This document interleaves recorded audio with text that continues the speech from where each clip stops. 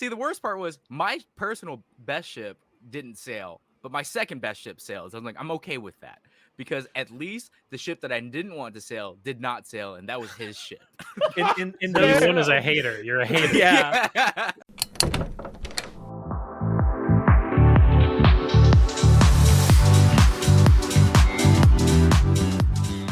Hello, everyone, and welcome to Anime Club After Dark, the podcast that delves into all things anime, manga, and otaku culture related. I'm your host, Alex, but you can call me Senpai. And joining me tonight, we have our czar of source material, John. Chinoda, all of your things are like just fucking huge spoilers, by the way, bro.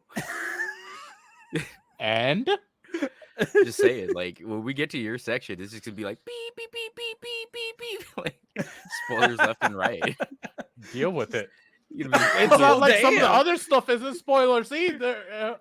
I mean, Like yeah, maybe I- not as big spoilers, but it's all I feel spoilers. like it's hard to do this episode without spoilers. Yeah. Speaking of, we have our hyped up to Electric Boogaloo Chinoda. My fingers smell like wood. That what? What? I'm gonna need What a does moment that to process mean, this. I know. Oh no, because before we got started, I actually made a fire pit. So Oh, okay. I See, I thought thought when you you like were the just, wood was finger stacked. fucking I tree. put I don't leaves know. as kindling, but like I thought this apparently I whole didn't wash thing- my hands enough, and now I was just like, huh, I thought this this really whole smells thing, like Chinoda, wood. I thought this whole thing was just like an innuendo, and you were going to say you were cranking it furiously before we Yeah, I started. know. I No, thought no, this was no, a I built the fire euphemism pit. for masturbation. No, boys, don't you know what month it is? We can't do that anymore. Oh shit! True. Oh no. All right. And as a guest tonight, we have our boy Ian is back with us. Hello, thank you for having me again. Excited to be back and talk about something other than AnyTube. Then It's how that depressing it boy. is to be an AnyTuber. Yeah. But yeah, for those who may not know, Ian was a guest on a podcast we did earlier this year about the state of AnyTube and content creation in general on the internet. I highly recommend you check that out if you haven't seen it. It's really, really good. Also, Ian has a YouTube channel of his own where he puts a bunch of content related to anime, manga, and otaku stuff like we do. I do want to say though, I know you are probably pretty good at plugging yourself. I want to plug you for just a second. That sounds really weird out of context. We know but- what you mean, Alex. Yes. Recently, within the last month, I think it was like a month ago now, you released Stop Shinoda. You released a video about Chainsaw Man, and it's really good. Thank you. It was October 1st. Or no, September 1st. Sorry, it was 2 months Oh, it ago. was 2 months ago. Okay. Yeah. It was Yeah, really it good the, video. The Art of Death in Chainsaw Man. Yes. It's I really remember good. seeing that in my feed. I'm like, oh, that looks interesting. And I'm watching it. I'm like, this guy sounds familiar. Who is this? Yeah, I highly recommend you guys check it out if you haven't. His channel is full of really good commentary videos like that, and they get better all the time. That the Chainsaw Man video was the best one you've done yet. Thank you. And that video is also the opposite of what we're talking about today because It- none of it is hype. It is all very sad. Yes. That is what we're talking about today, though. So about this time last year, a little over a year ago, as a matter of fact, we did an episode where we talked about some of our favorite hype moments in anime, and we promised back then that we would do a part 2 since we had so much to talk about, and here it is, part 2. Finally. I know it's been a year. We talked about this for like the last 4 or 5 months. Like, when are we going to do this? We promised people we'd do this. When are we going to do this? And that's here. Now, Yeah. I want to preface everything by saying, just like in the beginning, there's going to be a lot of spoilers. Mm-hmm. Forgive us if we forget to be like, hey, spoilers for this series, because I'm definitely not going to remember. We will try, though. We'll try to, anytime we know we're going to bring up massive spoilers for a series or a movie or whatever it happens to be, we'll say, hey, massive spoilers for this. Some of it will be light. All of mine are massive. Yeah. Yeah, I anytime know. anytime Shinoda is talking about a series, it's going to be a massive spoiler in this episode. It's not every time. Don't say that. But yeah. Yes, it is, Shinoda. Two of these 100% are massive spoilers. Oh, I won't disagree with that. But let's get started. I'll start off. And we're gonna do round robin like we usually do for these things. I'll start off with what is the greatest fight scene in all of anime, and it's not even in a shonen. It is the fight scene between Koyomi and Kishot in Kizumonogatari Part 3.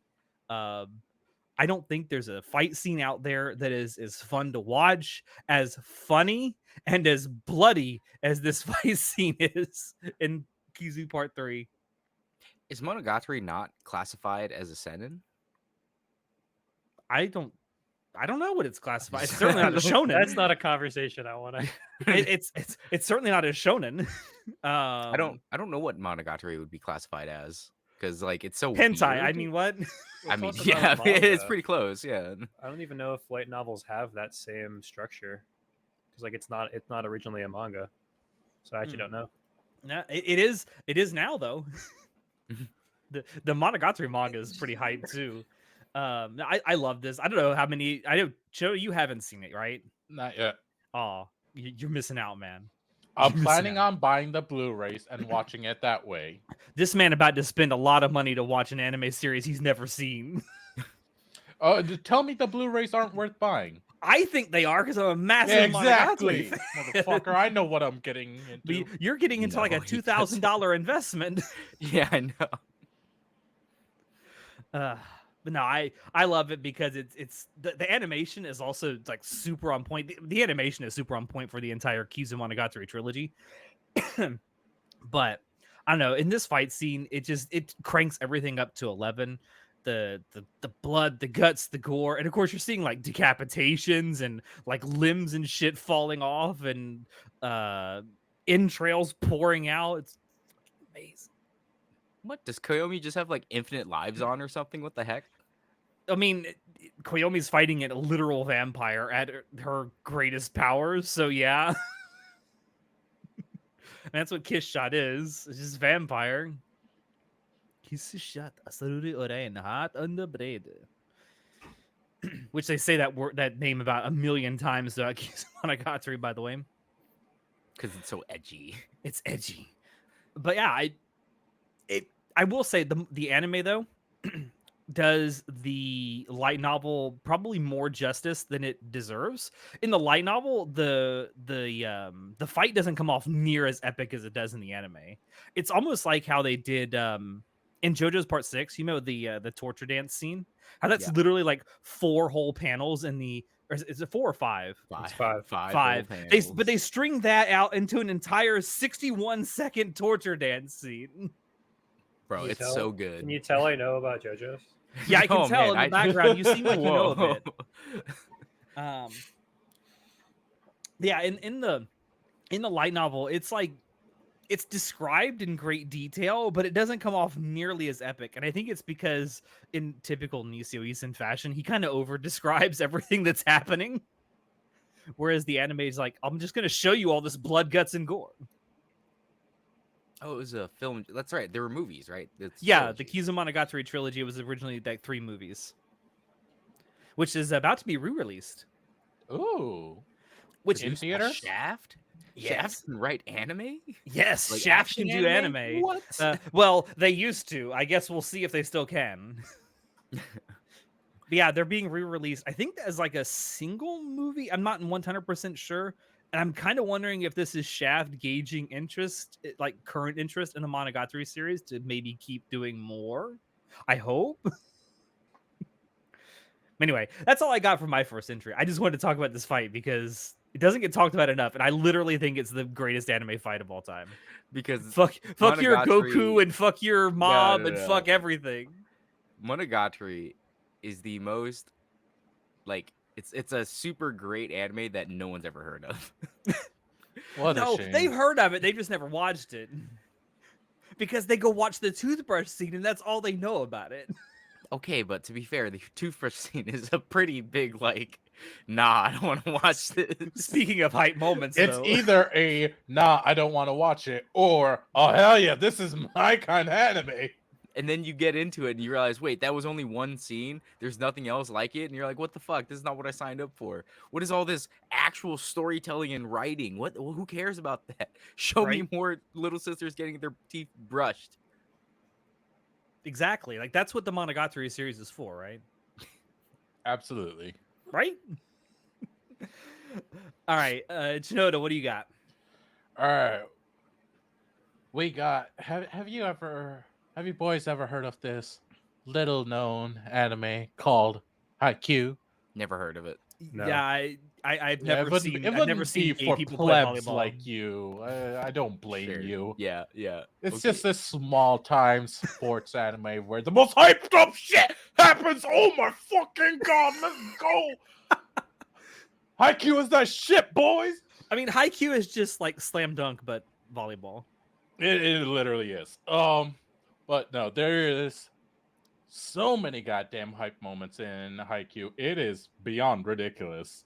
And all of it is built up so well. And it's so exciting when something happens. The music, the animation, everything builds to a crescendo.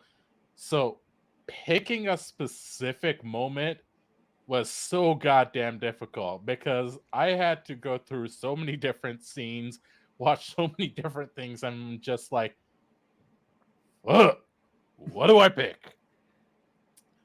End of the day, I picked up on the accumulation of a whole character arc of Tsukushima, this blonde glass wearing boy. By the way, massive spoilers. I told you when Chinoda talks, there's gonna be spoilers in this episode. Fun fact: I actually have not seen any Haikyuu. Fuck. Me either. Have I you read the seen manga, any of the though. porn though? No. I gotta go. I'm gonna. God damn it, Alex! Don't. They'll stumble that onto that on their own. Let them Am get I into the wrong series about first. it's literally just an anime for Fujoshi? Am I wrong? It is, and it's fantastic. Now, fuck lost you. his I'm train saying of thought. spoilers anyway. I like how he Oh. just lost his train of thought in the middle of that. Because you interrupted me with yaoi, which I'm like, yeah, the yaoi is pretty damn good in it. I'll take your word on that.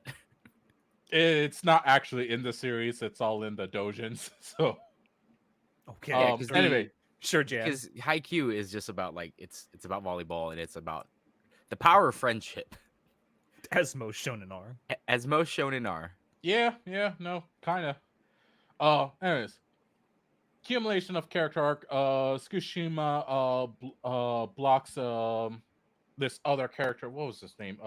Ushijima. Ushijima. Yeah, thank you. Ushijima, and this was how Haikyuu does it is in tournament arcs, and one single match can be a whole season. That's the style they do it in. So this whole arc of this character started before the whole match even began. It is built up to, and the amount of hype when that one single moment finally happened, my god, it was amazing.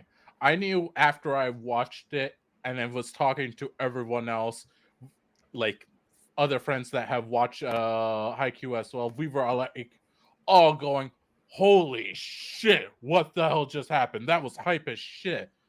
Reenacted that couch meme of like, Yes. Yeah, no, basically, we were like, yo, oh my god. I can envision this because I know Chinoda likes to watch anime with his friends. Not always, but it happens. He would literally be the couch meme, though. He's right, though. This scene is pretty hype. again, All- I'll take your all- word on it because I've never seen the Haikyuu anime. All the Fujoshi like drooling aside, Haikyuu does have a lot of hype moments in it. It's And- literally hype moments, the anime.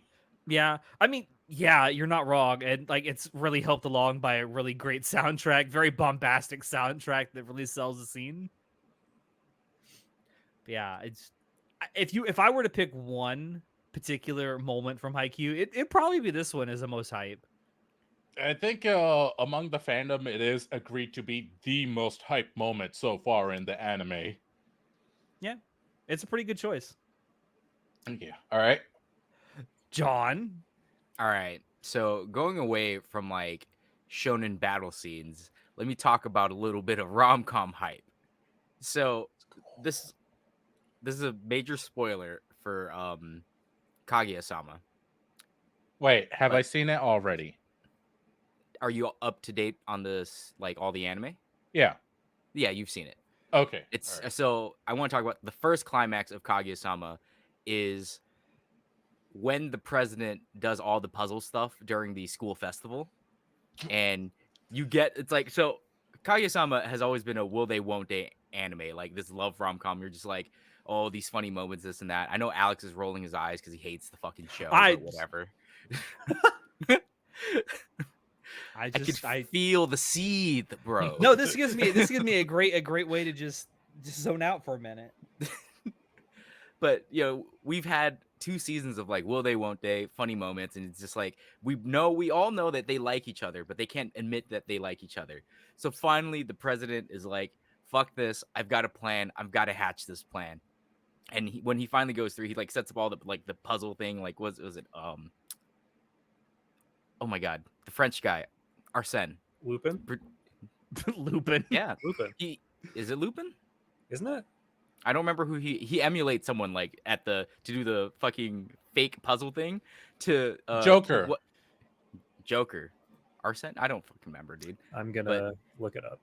he he has this convoluted plan of like setting up this mystery of who done it, right? Just to throw off Fujiwara because he's like, fuck her. He is the ruins queen of everything." chaos. she is literally the worst. All to set it up so he can finally meet Kaguya by herself.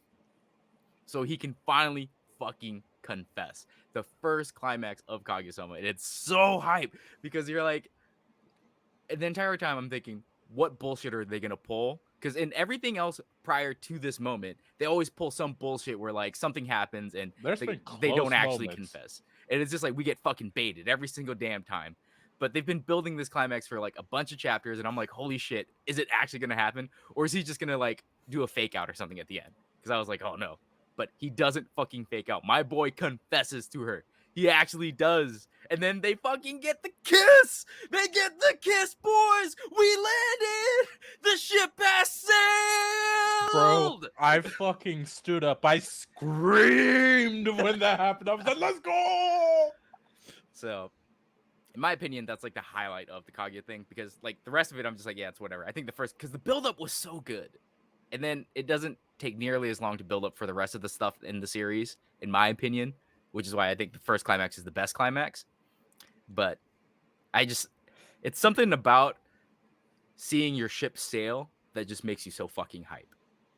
I don't know what it is because it's not like there was a harem or anything, so it's not like we can pick girls. So there's always been just the one girl, right? Kaguya and President.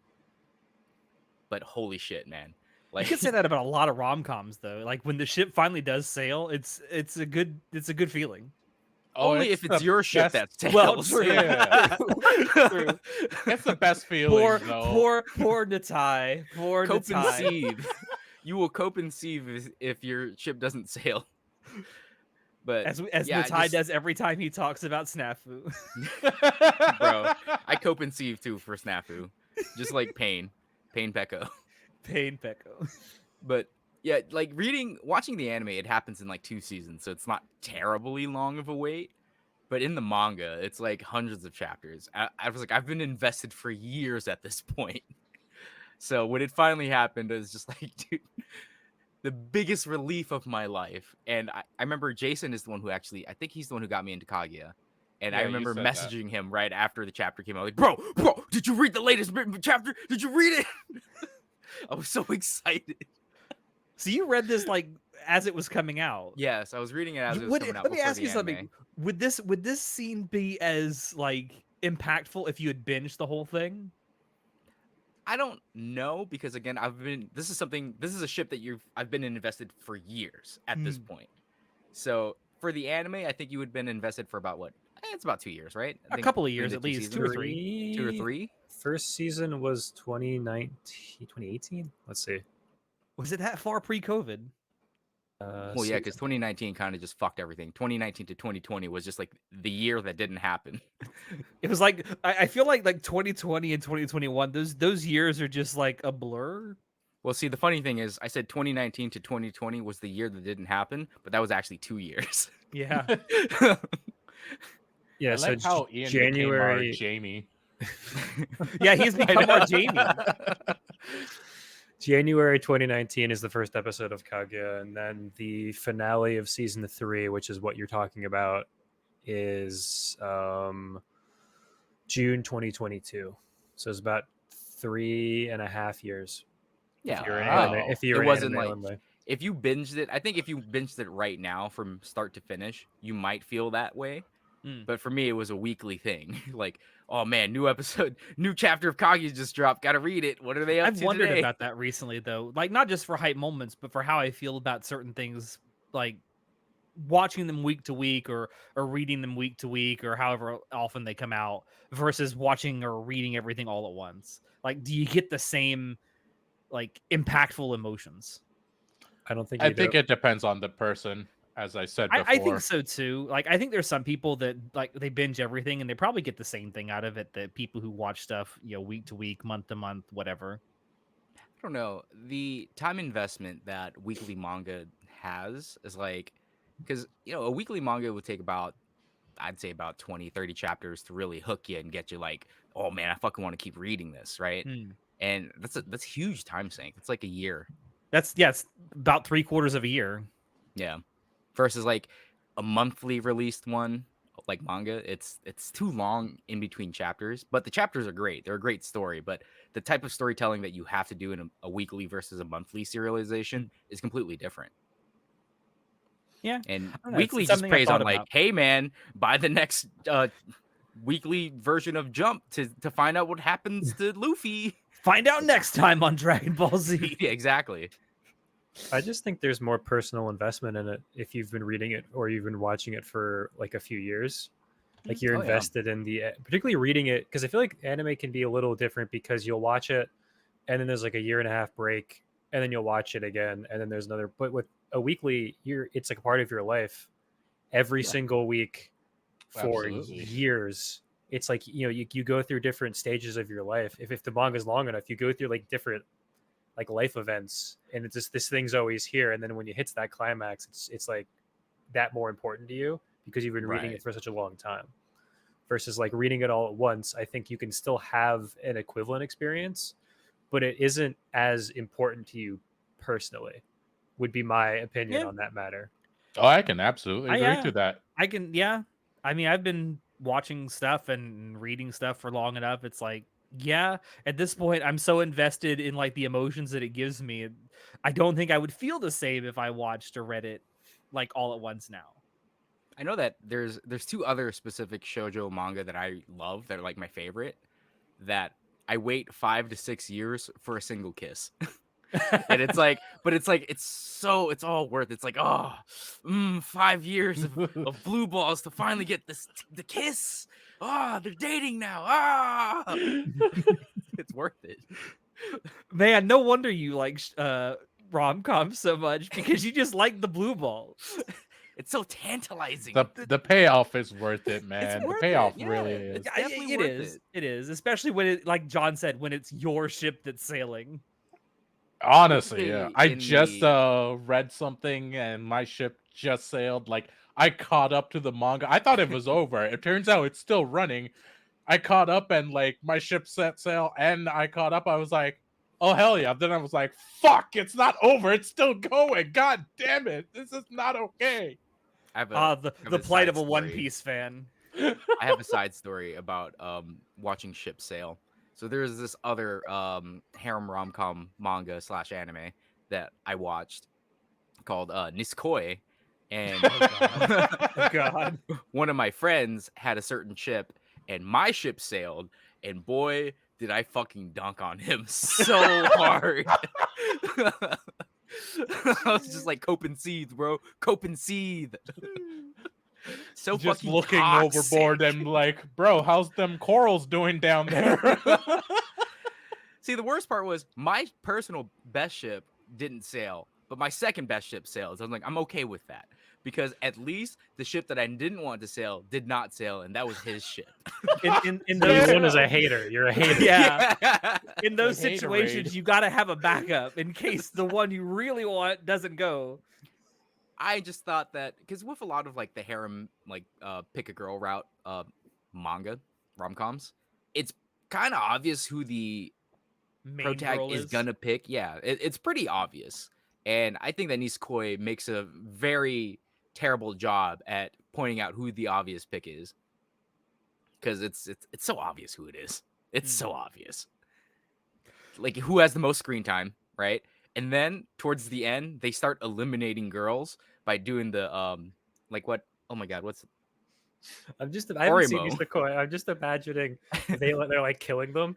They're like killing Oh, off the God. characters. No. That's what. So Nisekoi's Squid Game. well, Orimo does the same thing where it's like, here are all the girls that could have been a route, and let's just go down the destruction route where they never get together. And it's like, why?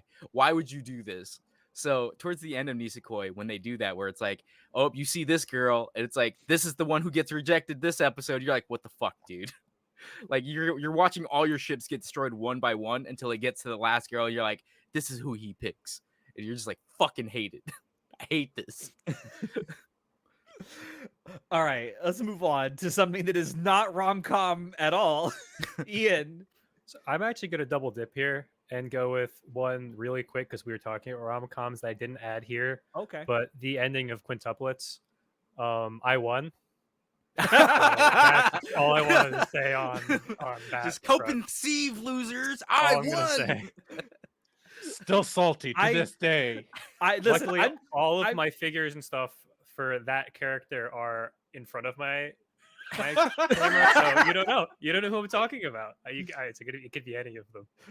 I stopped watching. I got salty about quintuplets, but not for the reason that we're talking about. I just You they got switched- salty over the stupidest reason. They God, switched animation studios and they nerfed all the girls.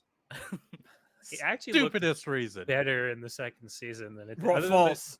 The Shaft, the Shaft episode in the first season is the best looking episode, but like the general animation in the first season was not as good as the second season. But in those my thighs, man. Those I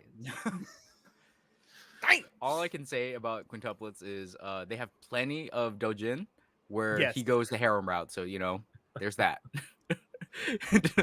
Talking about coping. conceive. Yeah. Cry into your pillows at night, weebs. Cry to your dockies. I do.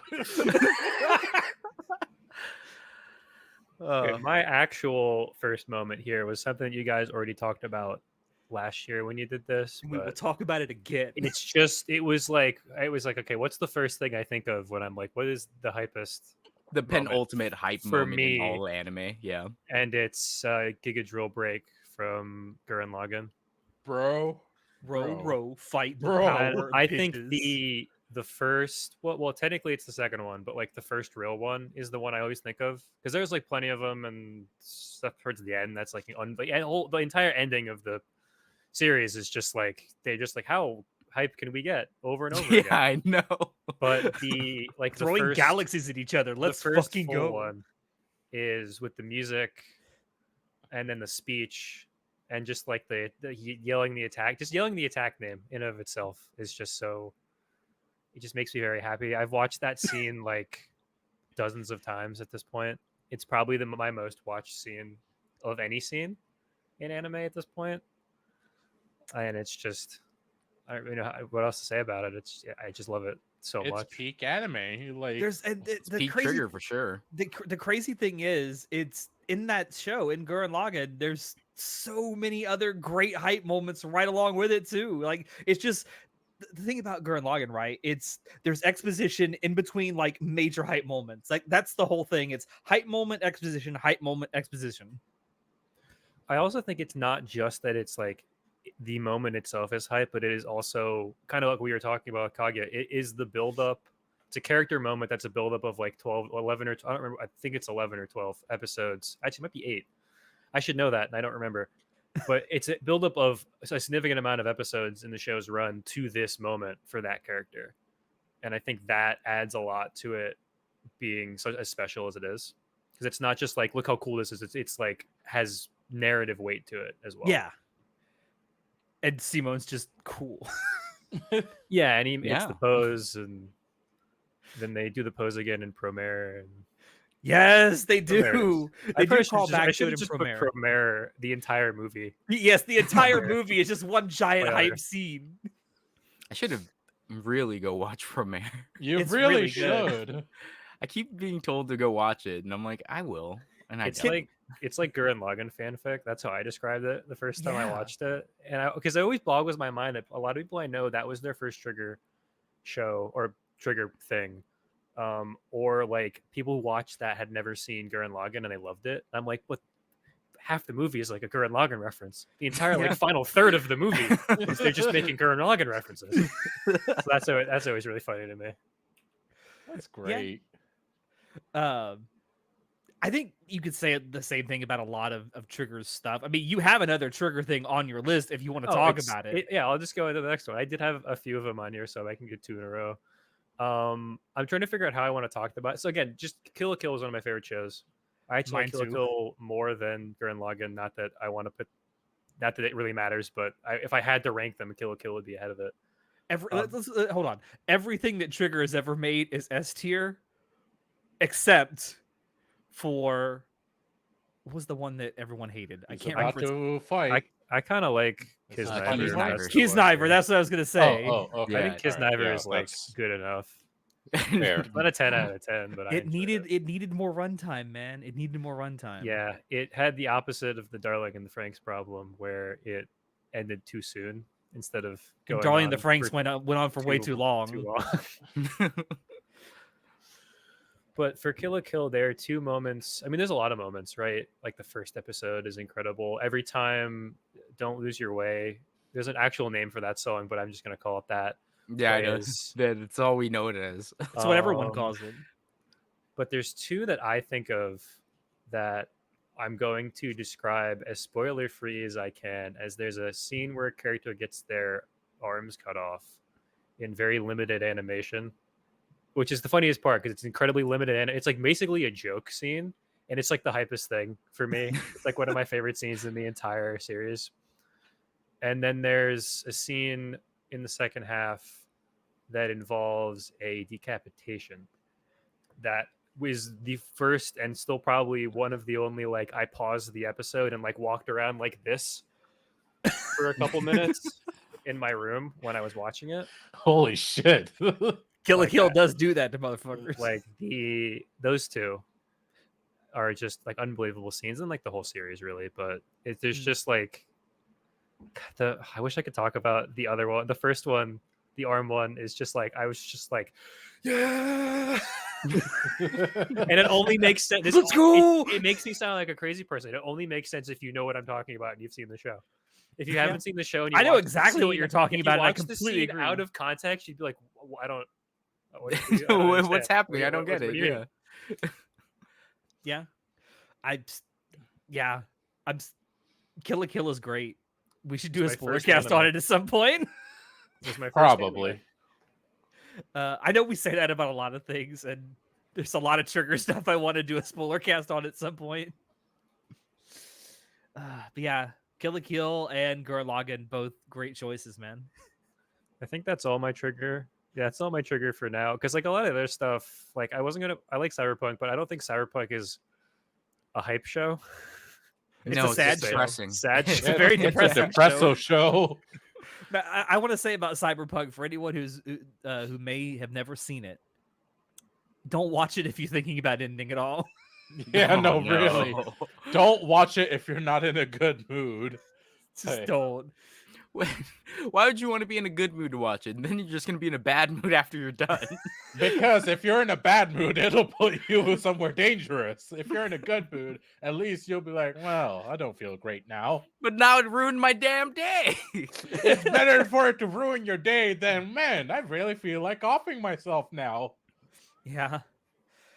All right. Well, getting away from Trigger's S tier excellence and back to I get a rom-com, but it's also one of those scenes where out of context it makes no sense. Actually, in context, it makes no sense either. Yeah, I was about to say, I'm like, I read this and I'm like, that wasn't hype. What are you talking about? I think it was very hype because it comes out of fucking nowhere. I don't know, I that mean, whole rap scene. I was like, I'm sitting there watching. I'm like, I can vibe with this. Hachiman can rap, yeah, yeah. And then he starts doing like the diss at the end. I'm like, yeah, get him, get him. I don't know. I really like it. I like the rap scene in Snafu because it comes out of nowhere. It doesn't make a whole lot of sense, even in context. But it's also so out of character for Hachiman. I think that's really why I like it, because it's him doing something that's really out of character. see, that just makes me think of Kaguya-sama when Fujiwara raps. And it's like, yo, she's dropping bars and dissing the president. Yo. Is it fair to say that anytime someone just randomly drops a rap diss track in an anime, it's pretty cool? I don't know Is why it? it's cool. It's like I don't know. It's just unexpected because I never expect there to be rap in my anime. You guys Unless it's seen, actually in the OST. Odd Taxi? Yeah, Odd Taxi, yes. Yeah. Yeah, there's just Oh, a that's- character in Odd Taxi that his entire bit is he just raps the entire time. Yeah. He just That speaks was- in He it speaks the, in diss tracks. monkey guy? Was that what it was? Was he a monkey? No, he's a God, I don't remember. He's like A a lemur? ferret or something. I do remember some guy who he only spoke in In rap. rap lyrics. Yeah. John, I'm getting PTSD back to when President rapped and Chica was dying. He's a porcupine. It's a porcupine. Porcupine. Okay. Porcupine. Okay. Yeah, that was pretty great too. Just an entire character. His entire shtick is he speaks in rap lyrics. It's great. It's great. Odd Taxi is another one it's not really a hype show, but it's one people should It's just watch. a good show. Yeah, it's all Yeah. dialogue based. Yeah, people should really watch that. People slept on Odd Taxi, I think, and I get it. A lot of it is probably the art style is very difficult for a lot of people, and I get it. But man, there's a good story to be had there. It's really, really good. Is this the time and the place to tell you that I don't really like Origairu? Oh God, here we go. Whoa, Ian. Okay, Whoa. You I don't like mean, Snafu? you are more than welcome to explain your heresy, sir. At this point, I've accepted the fact that I probably will at some point go back because I never watched the third season. I don't know the ending. But I watched the first. Don't talk to two Natai about it. He'll start crying. I watched the first two seasons and just did not vibe with it. Didn't do felt- anything. It just felt very like. I think part of it is because people. It's one of those like it's like a self-fulfilling prophecy where people are like, oh, this is like so deep and meaningful, and like these characters are so well written, and then like I don't see that, and then because I don't see that, it makes it worse because people are telling me I should be seeing it. Right. That's Yeah, I how my get brain that. works. But it just like it felt like it was. I watched two seasons and like nobody, like none of the characters significantly changed, except the female characters who were now more interested romantically in the main character, and I thought that was unwarranted. I felt like it was just like, oh, he's kind of a weirdo, and now he's still a weirdo, but now the girls like him, right? I'm being reductive on purpose, obviously, but like that was just sort of like by the time I got to the second season, I was just kind of like zoned out and like, oh man, looking for things to make fun of. So I do want to go back and because like other people I know like it, like people whose opinions like I value and stuff like it as well, and so I'm like I feel like I should go give it another try, but I also think it's funny that I don't like it. that thing about the self-fulfilling prophecy is maybe I never even thought about it that way. Maybe that's why I don't like Kaguya-sama, because people are always telling me how great of a chemistry the two main love interests have, and I don't see it. I don't see it at all. I see two people that in real life would absolutely hate each other and want nothing to do with each other at all. Oh, I'm so sorry you don't understand nuance. I'm so sorry you don't understand love, Alex. Hey. Damn, no, that's a low blow. I know. I'm sorry. That was mean. I mean, I don't have anyone currently, so he's kind of Yeah, right. Oh I God, know. Alex, don't make it worse. But yeah, I understand Ian's point because like everyone swears up and down that Your Lie in April is such a great anime, and I'm like, I think it's garbage, but okay. I Because want to. I I want to. really don't care about the main character. I I want to. I want to super don't care indulge. about him. I want to indulge in your heresy a little bit because I half agree with you. I don't think it's as good as people say it is, but I don't think it's as bad as you say it is. I think it's bad because I don't like the main character, and I don't feel any pity for him. Like oh boohoo, woe is me, right? Which, if you don't like the his main entire character arc. of a work, you're probably not gonna like the work. Mhm. Yeah, and that's just an unfortunate thing because it's like, I would normally feel sorry for a main character, but he's just so fucking. I'm gonna spoil the entire thing of Your Lie in April if I continue. So I'm gonna cut myself off there about why I hate him in his character arc and how like nothing actually gets resolved and he's It's not not hype. deserving of anything. It's not. He is very not hype.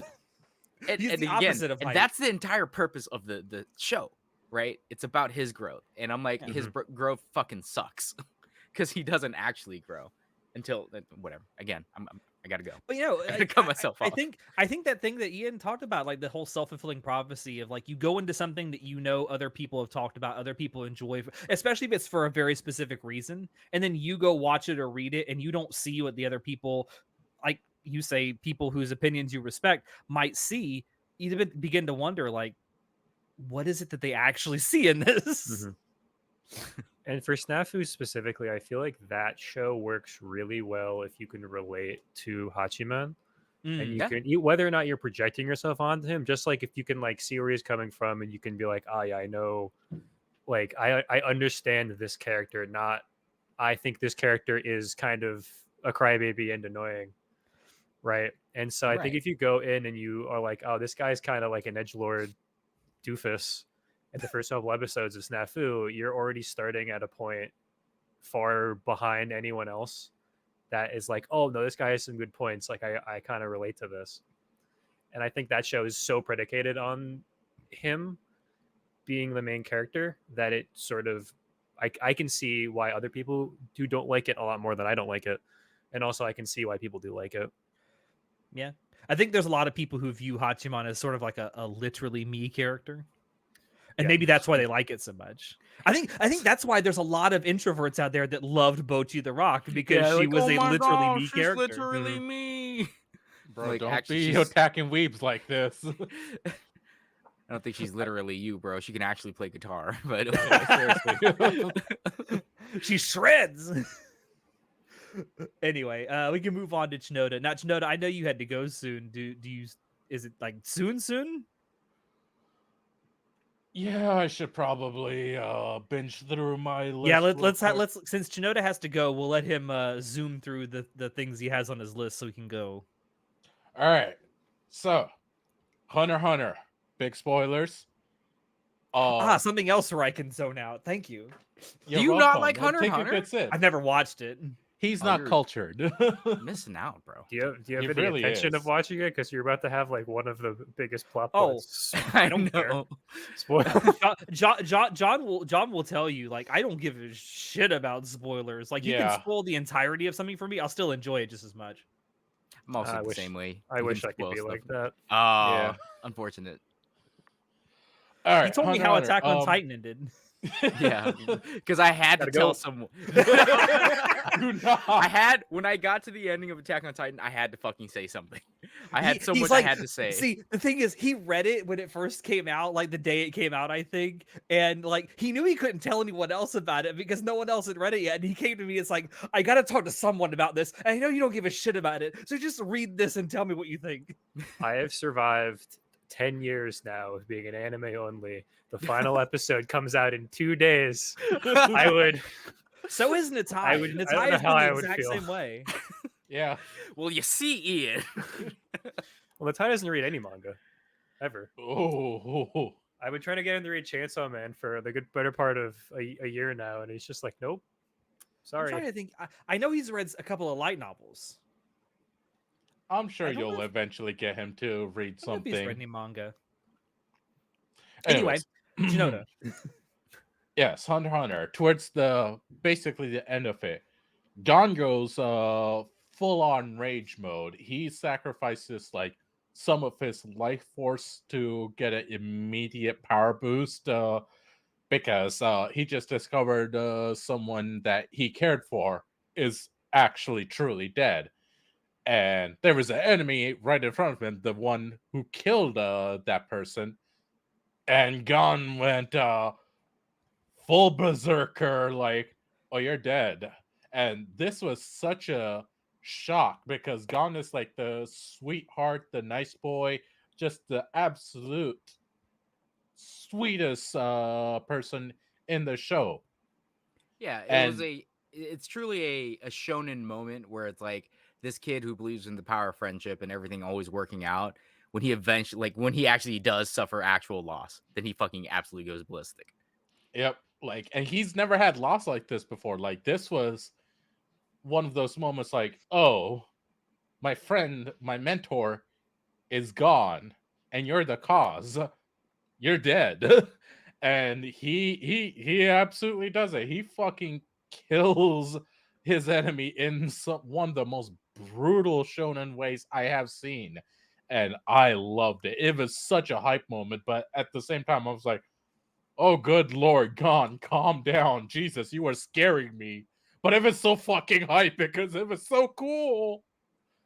It's the scene that launched 1,000 video essays on Gon's It character. kind of did, honestly, though. It All really right. is like it's so hype, but also not at the same. It's such a weird line that scene walks because like you're like, oh, finally, like they finally come up and for this character, like finally Gon is like using all of his power, but then it's like it immediately like the end of that scene is very very like solemn or sad depending on how you want to look at it, and it's just like yeah, it was really hype, and now I feel now I don't Empty. feel You just Empty. happy feel anymore. nothing. Yeah. But I think it really does capture the mood that they wanted you to have, Yeah. and that's what makes it even better.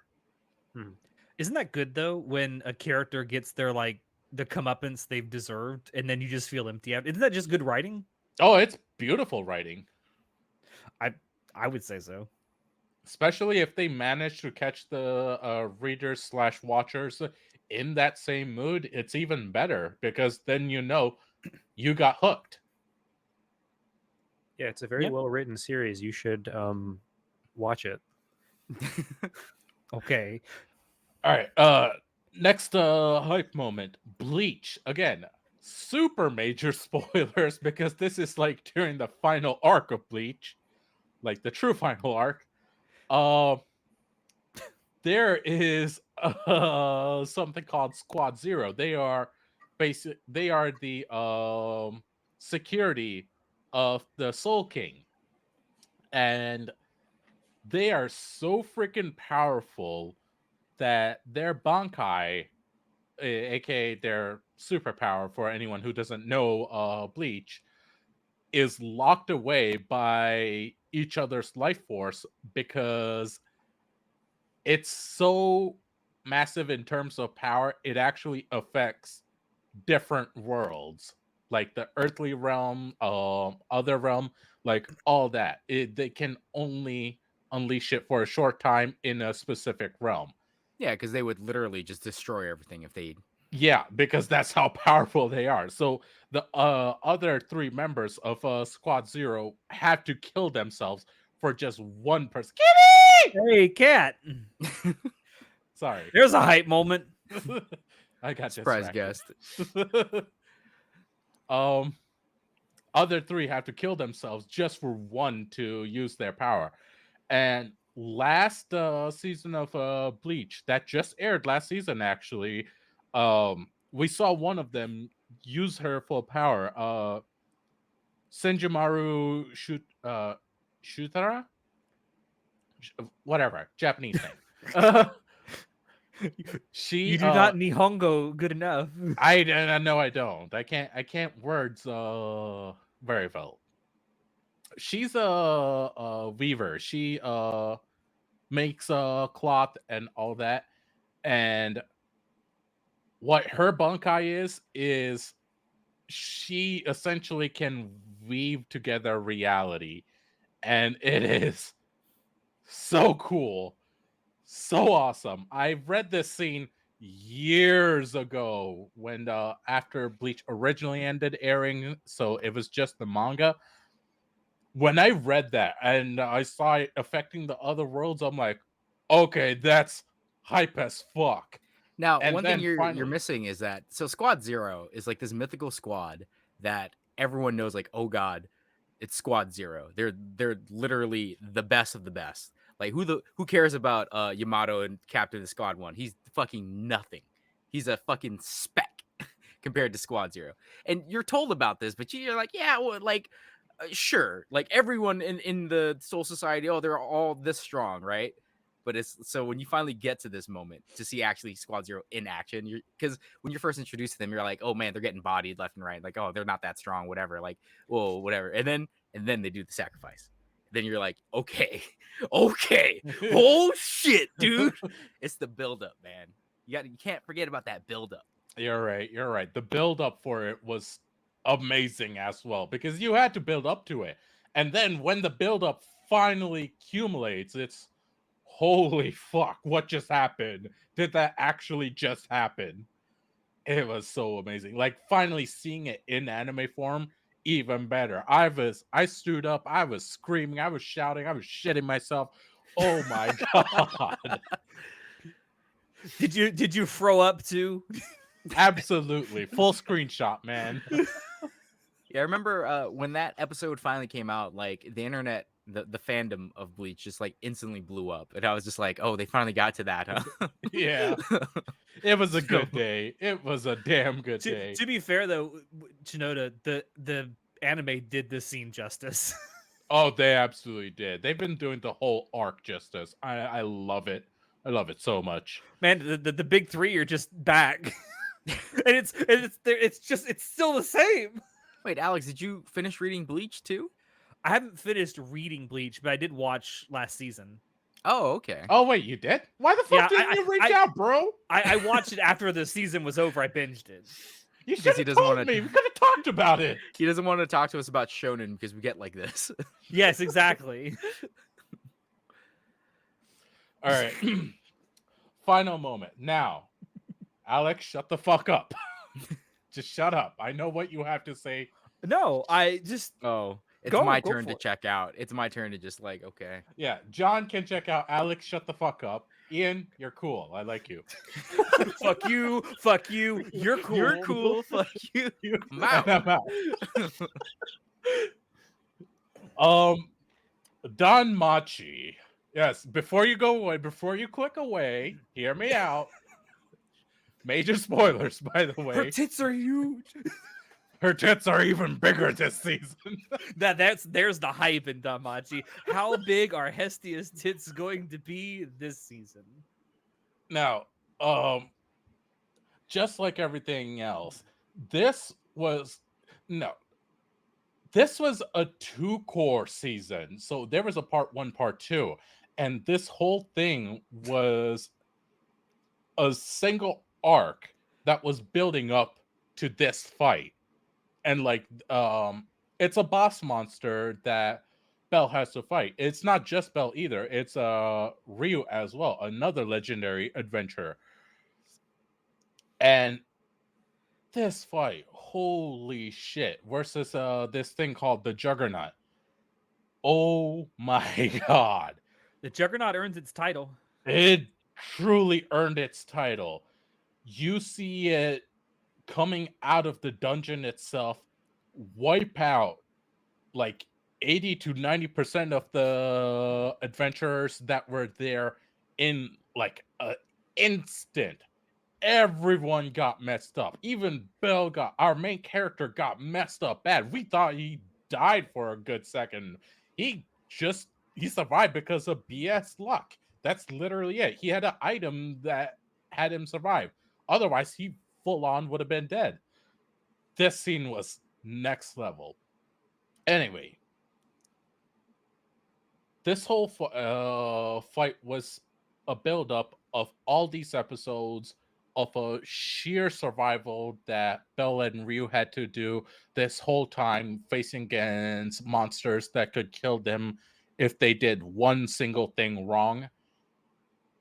And my God, the hype, the amount of hype.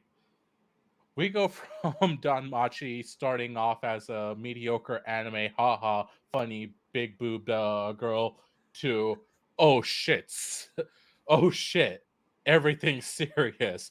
With big People boob are hurt girl. and dead. This is no joke anymore. It is so cool. And the boss fight, it's even better. Boys, I will tell you, I screamed, I cried, I had the time of my life I watching shit this my boss fight. pants. I may have creamed myself. It was amazing. It truly, it was honestly one of the most hype moments of the year for me. Period. Straight up. I will say, for those who don't watch Danmachi or haven't seen it, I get it. I get why you don't. Sorry, what? Hi, kitty. Hi, kitty. Your Is she cat's in Trying the to gonna order some background. food right Is now. she gonna lay down? I'm really interested. She might lay down there. Oh, Yep. Oh, nice. No, I get it. Like Danmachi is it seems like it's not great. And you know what? You're not even Seems? you're not even wrong. You're not even wrong in the slightest. But if you don't go into it like looking for something super serious and you just go into it to have fun, you can enjoy yourself. Oh, absolutely. And this is one of those scenes where you can like literally just turn your brain off and just go into it like you would go into a Marvel movie. Don't expect a masterpiece, just expect fun. And I will say this, I will keep on arguing this. Yes, it started off bad. Yes, that it, like the series really did start off bad. Fuck off, John. Actually, you know what? I'm gonna have to agree with John. The first season is not very good. I'm literally saying it starts off bad. What more do you want? But I am saying it gets better. It does get better. It improves slowly, He mind sounds you. like a One Piece fan right now. Listen, if it took Nikai you 6 isn't here right seasons to now. get better, I don't know if you really deserve to have 6 seasons. They built up to it, and it pays off, okay? Listen, big boobs go boing. That's all I need. Excuse you, sir. They go boing boing. Oh, excuse me. In the last season, they certainly did. Oh, absolutely. It was fantastic. Yeah, you're not And- really selling me on Danmachi any more than the It's, first season it's did. okay. It's John, okay. you're a stubborn asshole. What more do you want? You're just learning this now. I know. How long Oh, have we don't known worry. each Lady other? tells me all the time. All right. Well, that's your whole Anyway, list. that's my list. I have to go do other stuff, mainly involving setting things on fire. Ooh, he's gonna go be an arsonist. It's so much fun. I'm gonna call the governor real quick. Hold on. Hey, hey, Mochi hey, mochi? hey, hey. I met them, so they're cool with me. What? So he won't suspect when you assassinate him. You gotta remember, perks of being a government employee. Oh, that's right. That's right. He does work for the feds. I forgot about that. When you go postal, it's gonna be very appropriate. Yeah, I mean, yeah. Do not use this as a John. Cut this. Cut this out. Sending it to the governor right now. Fuck. Hello, FBI. Moshi moshi. All right, All right. I'm out. You guys See have you, a good Chinook. one. Bye, Good to see you, Ian. And say hi to Kitty for me. She's staring right at you right now. She's staring directly at the screen. So There you That go. makes me happy. All right. So John, are we going back to rom-coms for you? Oh my god. I have literally just like Actually, all of it is rom-coms except for one. no, the last The two last are two. actually- Okay, the last two. Sure. It's We'll go. because in the first one I didn't get to talk about the rom-com hype because we don't like listen, all right? So have you guys seen the world God Only Knows I or have. read the manga? I have not. I've seen the anime. I Okay. haven't read the manga.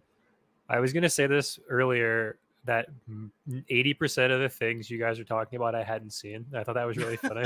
I mean, it's fine. It's It was fine. like Hunter x Hunter and Kaguya, and then I mean like some of yours coming up I have seen. What about on the first one we did? Because I know you saw what we talked about on that. I don't remember those off the top of my head, so I'm going to check Anyway, real quick. So the world God only knows. the You world go- God Only Knows it's another like choose a girl rom com, Mm. and it's so hype when he finally chooses a girl because he doesn't choose the obvious answer. And I was just like, because like again, in these choose a girl rom coms, there's always that one girl who's like always there and gets the most screen time, right? And Yeah. minor spoiler for that, whoever you think gets the most screen time is not the one who got chose. And I'm just That's the like, thing yo, about World God yo, only he knows. chooses a girl that's just like I did not predict this at all. It does the Like, bait and switch thing in like the It was- last like quarter of the show. Yeah, it's like there's another like harem pick a girl romance anime that I remember watching that also did that thing where it's like they literally chose the option that no one ever chooses in a harem like game. It's usually the tsundere girl or whoever like is the most bitchy to him. It's usually that character. They didn't do that for this one either. And I was just like, yo, they chose like freaking big sister, like childhood friend. Holy shit, they never win, dude. The big sister childhood friend never fucking wins. So it's That's just like true. it's just surprising to me. But it's because the entire time the world God only knows has been building up to like which girl is it, and each girl has an equal opportunity to be the one, except for like the Reaper girl who's with him the entire time. Who I'm like, I think he's gonna end up with her, but whatever. Like I hope they don't do that, and they didn't, which is great. But I did not see who the fuck he was choosing. I keep thinking even to this day I'm like I don't understand why he picked her. It just seems so out of pocket. It's just so But that's why it's so kind of hype because like you don't see it coming. yeah. I mean because again in pick a girl it's always hype to see the ships. It's always hype. And just because it was so I didn't personally have my own ship where I was like I want this girl to win. So that's why to me it was hype when he finally picked a girl and it was someone I did not expect. Because at this point I'm just watching The Bachelorette and I'm just waiting for them to like who's the dude, right? Is it a curse? Is it a curse to watch a rom com like that where there's like actual like it's not obvious who the girl is gonna be at the end and like you just don't care who it is because you like them all? Yeah, and it's Is fine, that a 'cause curse or is that like a blessing? I don't know. I think it's a blessing. I think it's more of a because I'm not so emotionally invested in any of these ships, so it's an enjoyable show. So you can Mhm. enjoy it for what it's worth, Yeah. which is a good thing. But I guess you could say that's a terrible hallmark of a pick a girl show because they want you to buy their merch. They want you to buy all the figures of Mhm. your waifus. So if you don't care enough to buy it and you're like, oh, I don't really care, you're not gonna be able to like buy 10 of these figures of this girl. Fair enough. I can say from personal experience, I watched quintuplets the first season like that, kind of just like, oh, this looks like a goofy show. I'm gonna watch it. I watched the second season and the movie, very, very invested in who the winner would be, and I much more enjoyed the second. I'll just say the second season because the movie obviously like that doesn't count because I won. But like even the second season was just like way Yeah, way more I invested think because I it's had something to like. I was like every episode was like crumbs. Do I get some crumbs? Like what's gonna happen? yeah, because I Please, feel sir, like may I have some more? My ship, my ship. when you're invested, it feels you will definitely enjoy it more if your ship wins. Yeah. But if your ship doesn't win, man, complete 180. I hate Like this fuck show. this, Fuck I hate it. this show. It's the worst. Wrong pick. Never again. So, because it's like You that in fell off Toradora. L plus ratio. So in Toradora, when the ship sails, like it's a pretty obvious ship. I'm like, let's fucking go. Like this is the ship I wanted. It's not. And the funniest thing is, she wasn't my favorite girl. My favorite girl. Me and Natai have the same favorite girl in Toradora. But we're like, that's fine though because the ship that has the sail is the one that's good for the characters, not good for me. So I'm fine with that. But it's just like I wasn't emotionally invested in Toradora for the main ship. I just really liked seeing my girl. Whenever she's on screen, I'm just like, oh, hello there. Which is Oh, not aren't why you they cute? make rom-coms, John. Well, it's because Toradora is it's so centered in. It's like Clannad, where it's like you know who the girl is gonna get picked. It's supposed to be a harem for sure. There's supposed to be multiple girls, but there's one that is obviously gonna get picked, and they hyper focus on that one girl. So it's really hard to build any other ship other than like the one they're forcing down your damn throat. Yeah. At least with Clannad Load, like the interactions with all the other like secondary characters are really cool. Like they're Yeah, they're fun. fun. Yeah, they're all fun side characters, and that's how I felt about Toradora. But I was happy when the ship sailed because I was like, God, it's been building up to this for so fucking long. Like It's I've about been damn watching this. time. Yeah, it's a huge. Is it like 20 something episodes? It's 26, I believe. Yeah. Yeah, it's like you've been waiting 22 episodes for this to fucking happen. So thank God it finally did. I have a friend, and I'm not going to throw him under the. I guess I am going to throw him under the bus, but I'm not going to name him, so I won't totally throw him under the bus. Who loves Toradora, and he it's been 5 or 6 years now, and he won't watch the last 2 episodes of the show because he doesn't want it to be over. So he just like stopped. He just stopped watching it, and he's just not going to go back. And I'm just like, I don't. I just. What do you mean? I I Watch can't. the Yeah, end I of know. it. no, I was talking about this with the time. I'm not saying that's who it is. It is But not his girlfriend does the same thing with every show she loves. She won't watch the final episode if she loves Because the then show. it'll finally be over. Don't you understand? But I have the exact same thing for light novels where it's like if it's so good it's like oh I don't want to read the last like novel like the last volume because then it'll be actually over because I'm rereading through like Omniscient Reader's Viewpoint and I'm at the last like section of it and I'm like I don't want to finish reading it because it'll be over. I'm just But like you're putting it rereading off. You're rereading it, right?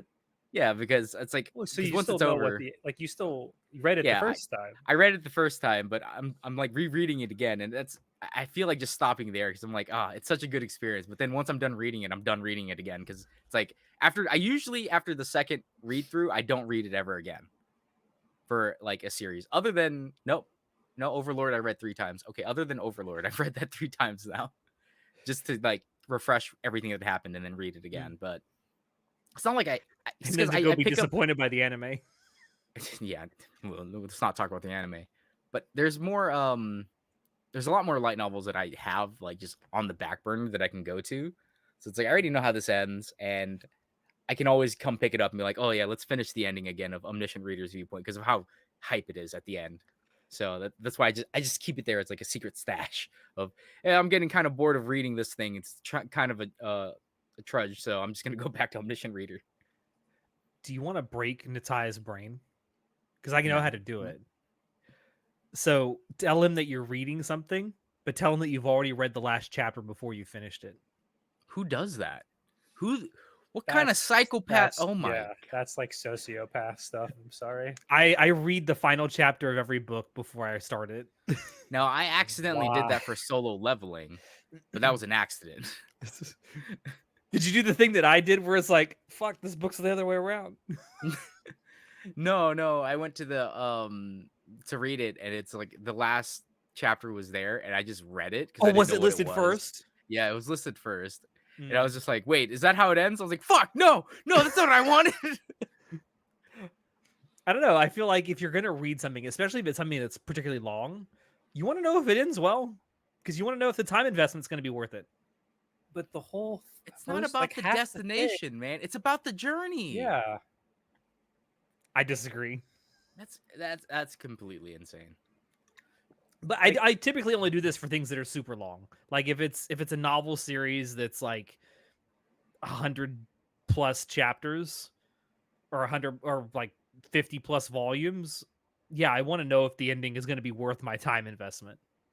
you I would are rather have the journey be great and the ending be shit than like to know that the ending was great, but then I don't get to enjoy the journey now because I Mhm. know the ending's great. 100%. Depends. If I know the ending is shit and people are not like praising it in any other way, then I know it's probably mid anyway at best. But if the ending is shit but people praise everything else about it, then it's probably pretty decent journey. Just the ending is shit. Yeah, I can't relate because I would never ever fucking do that. Read the I don't ending know. first.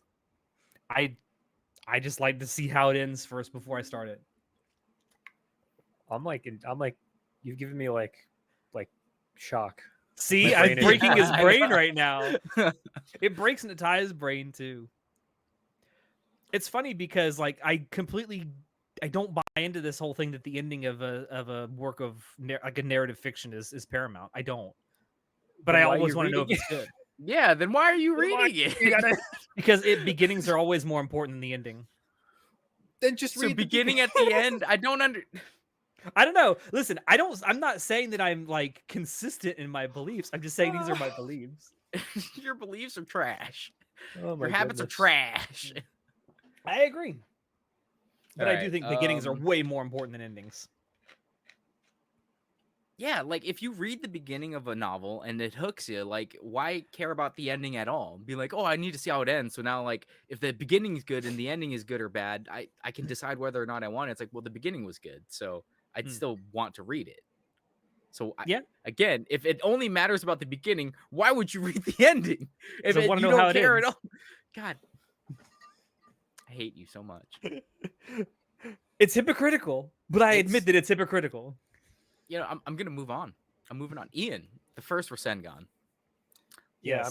I'm gonna do theming again. I'll do 2 Shonen Jump moments here for Okay. my round robin. First one I have is the first completed Rasengan from Naruto, which like Good choice. is like it's Naruto. I feel like I'm just gonna talk about it fairly openly. It's like in part 1, he uses the attack you've seen him use hundreds of times if you're someone who doesn't never watched the series. But there's a lot of that whole arc pretty much builds up to this moment for the most part, and it's used on one of my least favorite. I used least favorite like endearingly. He's like a really good villain, like least favorite characters in the series, and it's one of the emotional high points of the entirety of like that part of the story. I think there's I think it's the high point. I think the Sasuke fight is the high point for me, Okay, you know what? Fair. but this is close, and the ending of the fight with Gara would be like my top 3 of like emotional touchstones for this part of the story. And like there are probably more like hyper individual moments. I mean, you guys talked about the Rock Lee weight drop last time. Yeah. I think that's like Bro, the it's first so thing hype. It's Oh, so that comes cool. to literally anyone's mind at this point when they talk about Naruto. There's that. There's the Sasuke's Chidori in the tournament. I think is really cool. But this one is like Everything a theme. about the tuning exam arc in the first part Yeah. of Naruto is really good.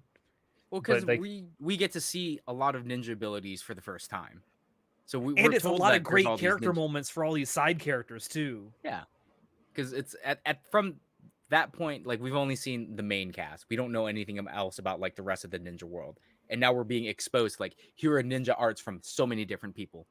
It's like, oh, wow, that's so cool. Like I love the whole series in its entirety, but the first part, when they're a little bit younger, has a lot more, I think, intrigue for that reason, where all of the characters are equal power level for the Right. most part, up and down. But because it reaches a point towards the end where there's like a certain amount of characters that are like worth anything at this point in the story, and everyone else is kind of just relegated to cutaways for reactions. Like And so, like, 10-10. Yeah, like 10-10. not even. She doesn't even get that. Man, they did my girl dirty though. Come on. I mean, she did use like projectiles against a wind. I mean, it's User. also in her name too. Yeah. Her name literally means here and there. Like, I think people have to accept the fact that some characters are just there to be ancillary and they don't need to have large roles in the story.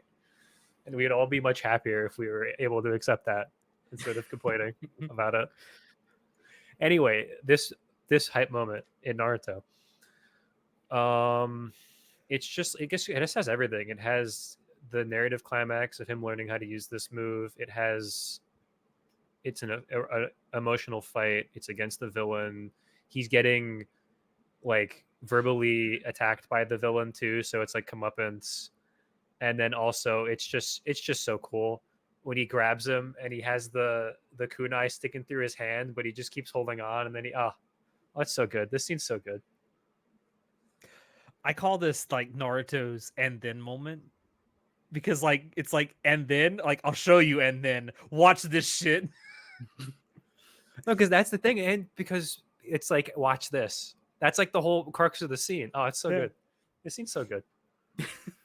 My other Shonen Jump one, I'm doing this. I actually didn't have this, but I'm doing this in honor of Natai.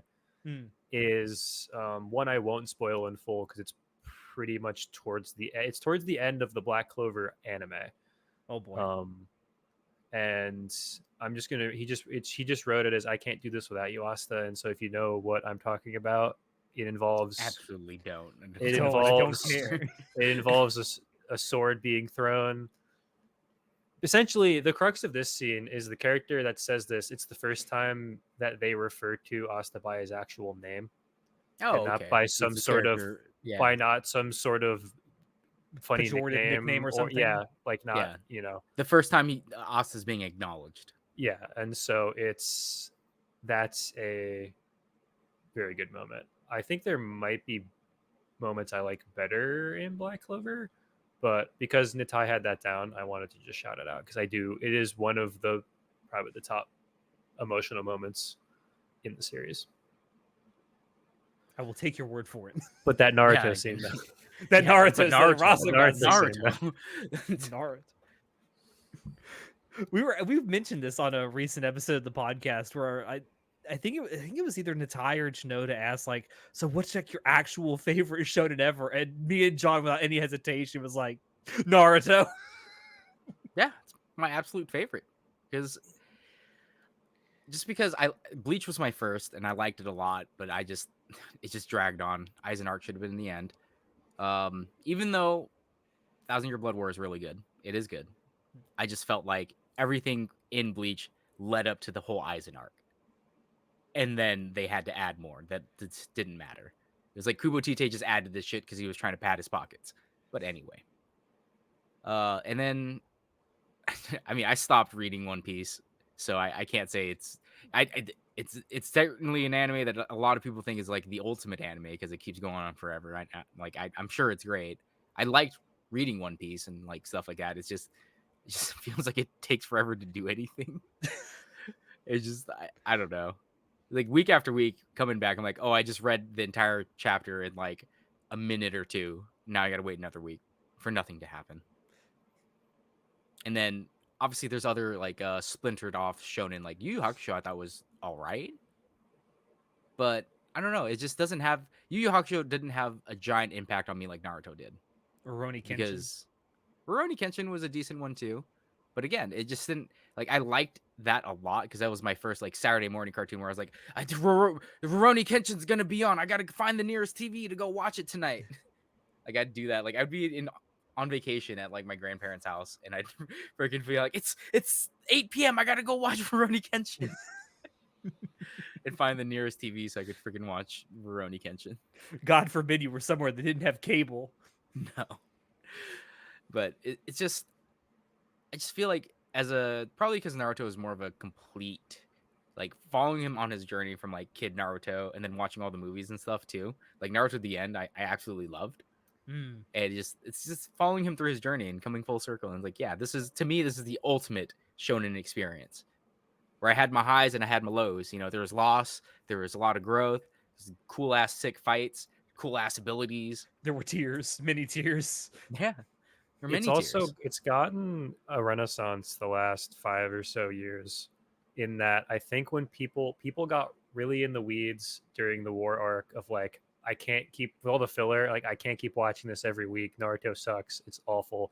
And when it finally ended and everyone was able to like take stock of the entire series, I think a lot of people have been like, oh no, actually the series is really good. And you know, As I'm a glad whole. I'm glad I experienced the whole thing. Yeah, there are certainly parts of Naruto that I think they could do without.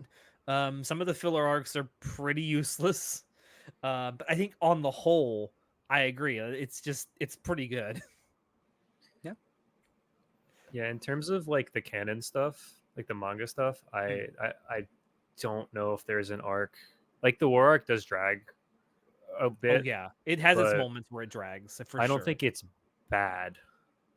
Hmm. You know, would I have? Is there like an ending I would have liked a little better? Probably not like the ending, but like the final boss ending, probably. But also like, I think I still enjoy it.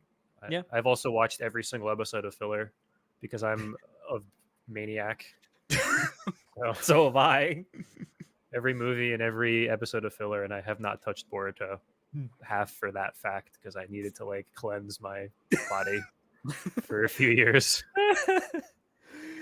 All right, so the last thing that I wanted to talk about was it's hype for a reason that's not happy. So speaking of Trigger, which we were before, Trigger, the second thing that Trigger ever made as a standalone thing, as their own production, after they made Kill la Kill, was an anime that a lot of people have forgotten, and I think partially with good reason, called When Supernatural Battles Became Commonplace. It does not look like Because anything it else doesn't that Trigger yeah, makes. it doesn't look anything like Trigger. Like, in my opinion, I think it looks more like a it's A not Kill generic Annie. like anime. No, yeah, it kind of looks like a Kill Annie like type anime. The It looks character like the designs are world kind of God reminiscent only of knows. KyoAni. Yeah. But and up until very recently, it was the only thing Trigger had made that was an adaptation. But this anime is remembered for one thing in particular, and that is a monologue that one of the characters gives that is probably some of the best voice acting that anime has ever seen. Quite literally has spawned thousands of video essays as well Yeah. about this one thing. It's like the Uh, only thing people ever talk about for this freaking show. It's like, did you know she did it in one breath? It left everyone in the studio like speechless. And I'm like, I could imagine that. It's a pretty good fucking Yeah. speech. It is amazing when you actually watch this whole monologue, and the monologue itself is like, I think 3-ish minutes long, and it's just her just talking, just ranting really. But it is crazy to think that it was all done in one take. Like what you hear in the anime is the only recording of it that exists because they never did a second take. It is Sayori Hayami. I thought it was Yep. Sayori Hayami, but I wanted to double check before I said anything. Yeah, It is. She's unbelievable. And she said in interviews that since then, like if she had to do it again, there's no way she could do it anywhere near as good. Yeah, I know. Can't It's like, recreate that. There was something happened to me. I was in the moment, and like I nailed everything perfectly, and I can't do it again. Like if you asked me to do it again, even if you gave me like 30 takes, I couldn't do it anywhere near as good as that. This is one of those things where I get mildly upset when people. I haven't heard it as much recently. I think it was like when sub versus dub war was a thing that people talked about. I've never heard this scene dubbed. Is it any good? No idea. But I was saying people make the argument that like you can't. Oh well, you don't understand what they're saying without subtitles. You can't tell how good the act. Like you have no idea how good the acting is because you don't understand what they're saying. And I just vehemently disagree with that. You can very clearly tell how good of a performance is being put on solely through intonation and the emotion that's coming through someone's voice when they're speaking, even if it's in a completely different language. Yeah. And like this scene's a really good example of that, I think. I do think, and this is something I think I talked about with Natai recently, that I think there's some of that argument that can be made as to where like when you actually hear dialogue in your native language, one that you understand, it can really point out to you how convoluted and forced some of the dialogue can be. 100%. I think that's why people think dubs are cringy, is because they actually have to hear the lines, what it sounds like. Yeah, they're like, oh, okay. And of course now, apparently now we have to worry about, is it actually what they said? Yeah, that's a completely different argument. Well, but what about such English dub bangers such as I'll turn my frying pan into a drying pan. You know, that's good though. That's a good dub. The Pokemon dub is a good dub. I love jelly donuts. But yeah, I do think that in general you can usually tell with intonation and like pacing and all that stuff. Like I think generally, if you're paying attention, you can tell whether the acting is good or not. One thing you may not be able to tell is whether the dialogue is any good or not. Yeah. Because you can take a good actor can take bad dialogue and make it sound good, unless you're George Lucas. Oh, you know. I love the interview that Mark Hamill gave where he said he went to George Lucas and says, George, I know you can write this, but I have to say it. I do remember That's that. good. But yeah, I love that scene so much just for that voice acting alone. It's not the only, obviously, it's not the only scene in anime that has absolutely phenomenal voice acting in it. It just stands out to me because it's in an anime that's very forgettable. Like Yeah. when And- Supernatural, no disrespect to anyone who worked on it. It's just the anime itself is pretty mid, except for this one scene, No, until you get to the ending when shit actually starts popping off about like which the is also supernatural something powers, that's and you're like, which yo, is also something that is like a negative against this adaptation is it's a go read the fucking source material ending. God damn it. yeah, because it ends on a like now we have all the mystery because it seems so much like a slice of life. Like it doesn't like oh sure supernatural battles and they have powers and shit, but it doesn't fucking matter. Yeah. Right? And the dude's like, is it real? Is it not real? Like the dude's just being kind of a chuny the entire time. Then you get to the ending of it, and you're just like, oh shit, there's actually more to this than we thought. And then it ends. And you're like, oh, okay. There's a part of me that really wishes Trigger would remake this today with like a complete adaptation of the source material, because I have not gone and read the source material, but I've talked to people that have, and they say the second half of the source material is actually pretty damn good. It's a shame that they haven't gone back to it. Yeah. It is I just checked. It is the second lowest rated Trigger like full production. They have a lot of other stuff on Mal. Which What's the take that lowest? it's Key Ninja Slayer. Sniper? Ninja Slayer is the Oh, lowest. That's old By a Trigger, right? significant margin. Yeah, margin. that's super old Trigger. Ninja Slayer has 6.6. damn. That's their lowest, a 6.6. Yeah. That's actually That's not pretty bad. decent. Supernatural Battles is 7.06. That's actually a respectable score. Kisnever 7.37, which is higher than Darling in the Franxx, and higher than BNA. That's unfortunate. Very unfortunate. But also, like Gridman has a 7.12. So again, grain of salt with this. I like sort of Gridman stuff. though. I think I gave Gridman a 7, but I want to go back because there's a lot of stuff of that series that I think I overlooked. Anyway, Anyway, talk about Trigger another time. yeah, I mean, I'm always down for talking about Trigger. Remember that Invite him to the Trigger retrospective. We've already done one, but I'll do another one. I'll do it again. Remember that time we were at Otakon and Natai cut off Hiroyuki Imaishi? No, Yo-Yo Shinari. Oh, Yo-Yo Shinari, yeah. Yeah. Imaishi wasn't there. That's right. That's right. That's yeah, incredible. I remember. Yeah, Literally just walks right into the man. The panel just ended for Cyberpunk, right? And we are like, oh, awesome. And then we were filtering out. And as our group was walking out, like, I see Studio Trigger walk out too. I'm like, oh, fuck. Do I go up to them? And I'm like, I know, Sashin, Onegai Shimasu or what, some shit. Like, do I approach them and ask for a fucking autograph and pictures? Or is that super cringe because they're trying to go do something else right now? And fucking Natai just doesn't notice that Studio Trigger has exited the venue. And are right next And he to just him. like, he literally cuts in front because they're on our left and we're on the right. So that he wants to go ahead. So he cuts off Yo-Yo Shinari. He just goes in front of the dude. We're like, yo! My God. My guy. And then he didn't notice at all until they finally, until we stopped and they passed. And I'm like, did you not just see that you just cut off Yo-Yo Shinari? He's like, what? I'm like, Studio Trigger was right behind you, bro. Oh my goodness. We ream him about that all the time now. It's I so would. That's funny. that's incredibly funny. Yeah. All right, that's all I got. So John, what else you got? All right. Well, I finally have fights. Oh, I finally shocking. decided to add action into this hype moment. Huge spoilers for 7 Deadly Sins if people still even Also- care A about series that you should series. definitely watch or read. It's definitely worth it. Actually, no, you It's should read it. You 100% shouldn't worth watch your it. time. So Fucking Dean.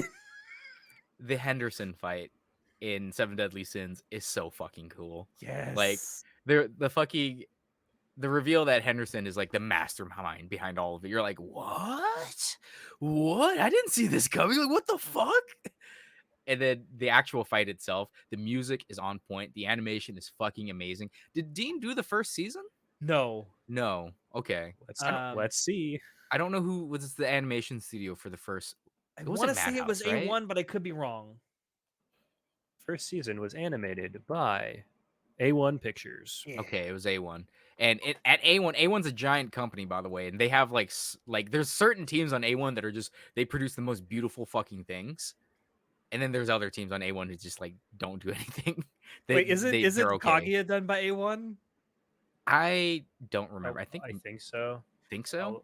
And they put like the B or the C team on the first season.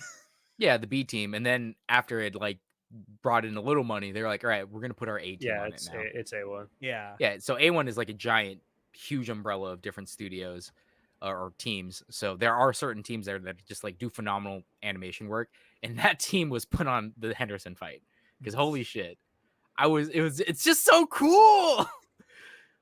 We've spent this entire time like waiting for Melodius to actually like fight, actually fucking do something. And in the Henderson fight, we actually see Melodius actually like he unsheaves like 10% of his power, and you're like, oh, whoa, Melodius, whoa, whoa, why is he called the Sin of Wrath? Because of this boy. I got super hyped for it. It's what like drew me. Like I remember watching Seven Deadly Sins before I read it, and it's this Henderson fight that made me just go like, I gotta fucking read this now. I have to read the manga. Yeah. There's I think something about a Probably good about the same like. for me too. Sorry, It's okay. I would say something about a good early series shonen fight where the power scaling hasn't gone out of control, and Right. often like you're seeing some of the power for the first time. That is always just so good when done Yes. well. That it's some of the best stuff. It's one of the best fight scenes you can get. I think in almost all of anime. That's kind of a problem though with like late, especially with shonen, like late stage story fights, is that all of the moves just come down to just bigger landscape reducing farts. Yeah, because the scale is too big. Like I see. I'm gonna attack in a One Punch Man reference here, but Oh boy. the Genos fight in One Punch Man is really awesome, and it's just because of the absolute scale of like Saitama's power. That's why. So I'm like, yes and no with the like landscape reducing fart powers, because It can be but done then- well. Yeah, you have It's to do because- it well. Yeah, because for the Genos fight, it's the music, it's the build up, it's like the Mm. fact that we've known that Saitama can literally just slap people and kill them. Like you can literally just destroy like dragon rank monsters. So it's like I we don't know how think it- strong he is, but we I- don't truly know how strong he is until Sure. the Genos fight, where it's like the absolute like imminent death that happens to Genos when he sees like Saitama actually react. I don't think it can be understated too, especially in shonen when they have these super hype fights, just how much the soundtrack really plays into the hype factor too, which Oh, you I don't mean, get with a manga. 100%. 100%. I have been working on a My Hero video recently, just like about the most recent season, because I thought it was good, and thinking My Hero is good is a controversial opinion at this point in time. It certainly is on this podcast. It certainly but, is if you're here with me and Alex. like the you say run is they still use it obviously in season 6, and it still hits. It's still like an incredible OST. There for, are- like, there are whatever things- moment you need to There use are it. things I genuinely love about My Hero. The story is not one of them. I actually do like the music and I do. The soundtracks I and actually stuff for I My own Hero. I think it's own the pretty good. soundtrack to the first season. It's by the same guy as Haikyuu, I think. Now I'm gonna Is look it? that up. It That might, makes sense I might because the be music wrong. in Haikyuu is super hype too. But yeah, like Yuki look at Hayashi. a show like Kill la Kill. Like the soundtrack is fucking phenomenal. Hiroyuki Sawano, my dude. I know. Yeah, well, Friggin' Sawano Hiroyuki is Sawano. unbelievable. I feel yeah. I feel like Sawano, having Sawano do your OST is like cheating at this point. That's the equivalent of doing steroids in sports. I don't know. It can't save every show because was it Recreators? I believe that's the one that I like he was. I like Recreators. You Oh, like? God. Oh, okay. Here we go. Look at the minority over there. Like who actually liked Recreators? Like oh god. I thought it was okay. I mean, it's not great, but uh But a Guilty good Crown, for soundtrack. example. Yeah, A good Guilty Crown soundtrack can soundtrack really is elevate a good amazing fight as scene. well. Too bad I hate the story of Guilty Crown. Yeah, I'm not Oh. going to defend. I won't defend Guilty Crown. You there you go. The soundtrack, though. The soundtrack, though. Ooh. Yeah, Bangers. Yuki Hayashi is the composer of the My Hero soundtrack as well as the It's good Haikyuu shit. soundtrack. It's good music. That makes me think of Studio Ghibli with was it Joe Hisaishi? Joe Hisashi, The names are Yeah. very similar. Yeah, like he also does amazing work for soundtracks, and it makes Yeah. every Ghibli movie like if without him doing the soundtrack, I don't think Ghibli movies would have the same magic, in my opinion. That Yeah. could be an episode by itself. It all comes together. I mean, recently you could look at someone like Evan Call, who's been doing some soundtracks. Dude's just pumping out bangers. Oh my god, he's doing the soundtrack for Free Free Run. Run. Yeah. Yeah. Yeah. That's currently airing. You're absolutely right, and it's amazing. The OST in that show is absolutely awesome. Yeah, just like And, Kevin Penkin with Made Made in in Abyss. Abyss. Yeah. Mhm. Was it Evan Call that also did Violet Evergarden's soundtrack, or was that Kevin Yes. Penkin? No, it was Evan No, Call. it's Evan Call. Okay. That also it's a great soundtrack. Hype. When are we doing the hype soundtracks episode, John? Honestly, actually, like I think that's actually a good idea for an episode. Ian, you want to be on that? We can I'll talk come about on how and great I'll soundtracks are. just talk about how great you say Run is, and then I'll leave. and just talk about how great everything in Kill la Kill is. No, yeah, you don't lose your way in Kill la Kill, the My Hero one, the Attack on Row, Titan, row, there's a couple fight really the good power. ones. Yeah, Gurren. Yeah, that's a good idea. We should do that. Actually, We can talk about that. seriously, we should. I'm not even joking. We should do that, John. Now I do remember.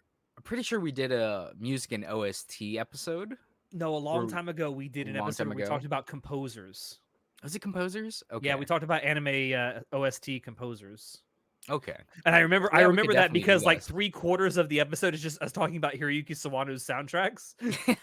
Dude's the goat, man. Like he is the king of what he does. Makes banger soundtracks that I get hyped to.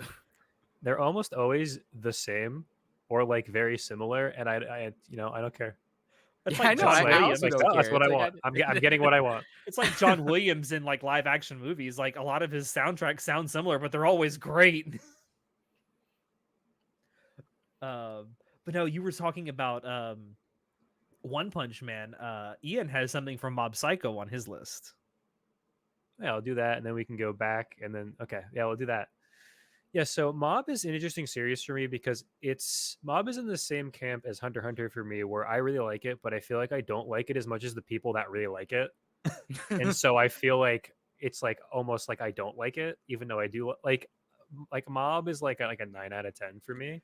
And I think for some people, they're like, "What do you mean it's not a 10 out of 10? Like, what do you mean it's not your I favorite feel anime?" the same way though, because I watched it for the very first time. I'd never seen Mob Psycho 100 until earlier this year when we did a spoiler cast for each of the 3 series.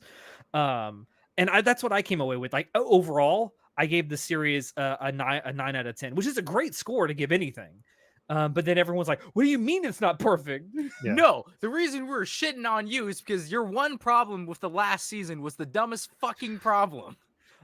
That's why we were shitting all over you, I Alex. just think they should have ended No, at the midpoint. No, that's stupid. You don't understand character writing.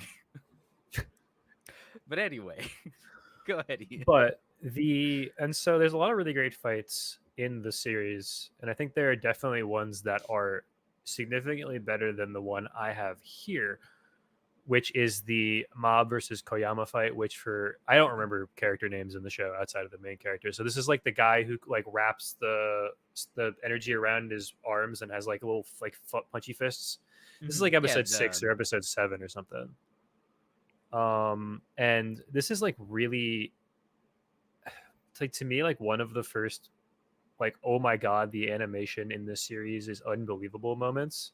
Right. Where the fight, it's not really much of a fight. Mob hits the guy a couple times, and Mob gets beat up for a good solid like minute, and then we got a 100%, and then he just like absolutely obliterate, like he like suplexes this guy like through a building, and it's like Yeah. fully animated with like the steel like melting, and it like looks unbelievable. And I just remember watching this back when the first season came out and just being like, oh my god, what is, like, I've never seen anything like this. This is unbelievable. And then obviously the rest of the season's pretty good, but this was that moment where I was like, wait, no, like this show is incredible. Like Right. what? It was Right? definitely the first moment that, because everyone knew about Mob Psycho from One Punch Man, because one did both of them, Mhm. Yeah. and everyone went into Mob Psycho expecting it to be like One Punch Man, and then were disappointed that it wasn't. Until we get to this scene, Yeah. this is when everyone's like, okay, no, this is actually on par, if not better, than One Punch Man. And it's like it's definitely its own thing. It's not Yeah. trying to be One Punch Man.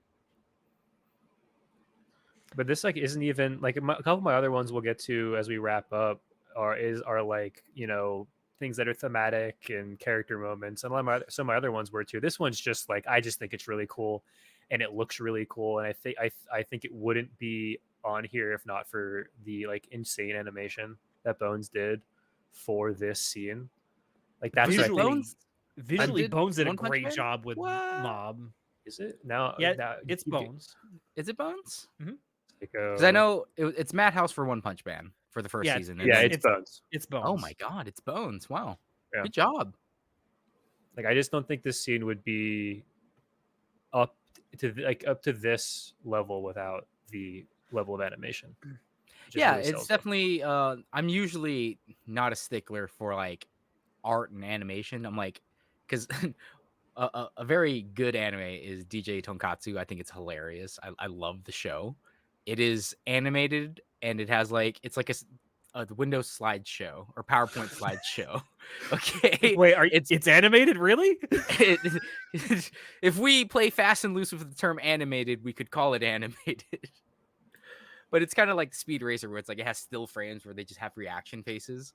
So it's not very the art style is pretty bad. But I think the story is very enjoyable because it's funny. It's about a kid who wants to be a DJ, but his dad runs a tonkatsu joint and he has to help out. But he's like, "You don't understand me, Dad. I'm gonna be a rapper one day. I'm a DJ rapper. Yo, yo."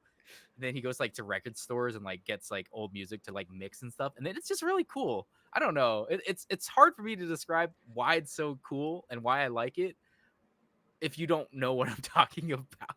Because from the outside looking in, it's like, wait, it looks bad. It's got a silly story. It's not even animated. Like, why would I want to watch this? I'm like, I can't tell you, man. Just watch it. You watch it and you'll be like, oh, I kind of didn't hate that. I kind of enjoyed it actually, and you don't know why. Yeah. But for the last of my list, I know I don't like Sword Art Online. I can definitely say the writing in Sword Art Online is abysmal. It's terrible. To say the least. You cannot deny, though, that the animation and the soundtrack are pretty good. Yeah. And the first scene moments. where I was like, I've said this before, if I can make a supercut of Sword Art Online for like just only the action sequences in all of the series, I would just watch that and be like, yep, that was Sword Art Online. That is good for me. But when Kirito finally unleashes his Starburst stream, because at this point, like, this is pretty early on in the anime, and other than the super hype opening song by Lisa Crossing Field, like, it's fucking amazing. I love that opening song. But at this point, all we know about Kirito is like, oh, they call him something called a beater, which is like he was a beta tester, so it's like a beta testing cheater because he knows how to clear the stuff. And it's like all we know is he's a beater. We don't actually see him being actually like super cool or strong until we get to the moment where he does the Starburst stream, where it's like he does like a 27 hit combo, and it's like the hypest fucking shit because the voice actor for Kirito is just screaming the entire time, ah! And then just fucking doing combos, and you're just like I don't know why this is hype, but I was like, it's not a giant build. Maybe because I believe he's doing this because it's a buildup of the story so far of like Kirito is entered this world. Everyone does fucking hate him because he's a beater. And then he like goes through some personal loss of like he finally finds a party who's willing to accept him, and then he loses them. And then he's just like upset about like, oh, this is why I shouldn't be in a party. Like I have to be alone because of this and that. Like it's better if I'm alone. But then he finally meets Asuna, and he does the Starburst stream, and he fucking dual wields and shit. Like the crazy, like he actually dual wields the one skill that no one else in the world has. His one superpower. He gets dual wielding proficiency, and it's to save Asuna. So it's like all the emotion from the last couple like episodes that lead up to the Starburst stream kind of just like culminate, and that's why it's so hype. Like I wouldn't say that's good character writing, but it's good build up to this moment, And it looks good. Yeah, it looks great, and the soundtrack's amazing. So I like it for that reason. Did you know this actually happens in volume 1 of the light novel? Really? Really? So SAO, you can't see this. I have the first 9 volumes. I used to really like it. Oh, So I have the first 9 you volumes of used the to light be novel. edgy as well, I see. But the series was written as a one-off novel to try to win a contest. I don't remember what. It's one of the light novel contests. And people liked it so much that he started publishing it, online, and then it becomes a full novel later. But basically, the first novel is episode 1 is a flashback in the novel. It starts around like episode 7 or 8. It starts with like them already established. They're already on like floor 74. And then like the midpoint of the novel is this, when they get trapped in the boss room and he needs to use the dual wielding to help save them. And then the end of the novel is when they get out of SAO. And it was like, Oh. okay, that's the story. And so the reason why this actual like the anime is so weirdly like non-linear, or not non-linear, they made it linear after the fact, but like it just kind of jumps around, is because it was never written to be like this long-winded story of them trapped in the game. Like it was just it was like a one shot basically. Okay. And that's not a defense of the writing. The writing is still not good, but I just think like it's interesting that like there's a couple anime, at least one anime original episode, I think 2, that he just wrote for the anime, and then basically he backfilled like volume 4. I think I could go look, but I'm not going to.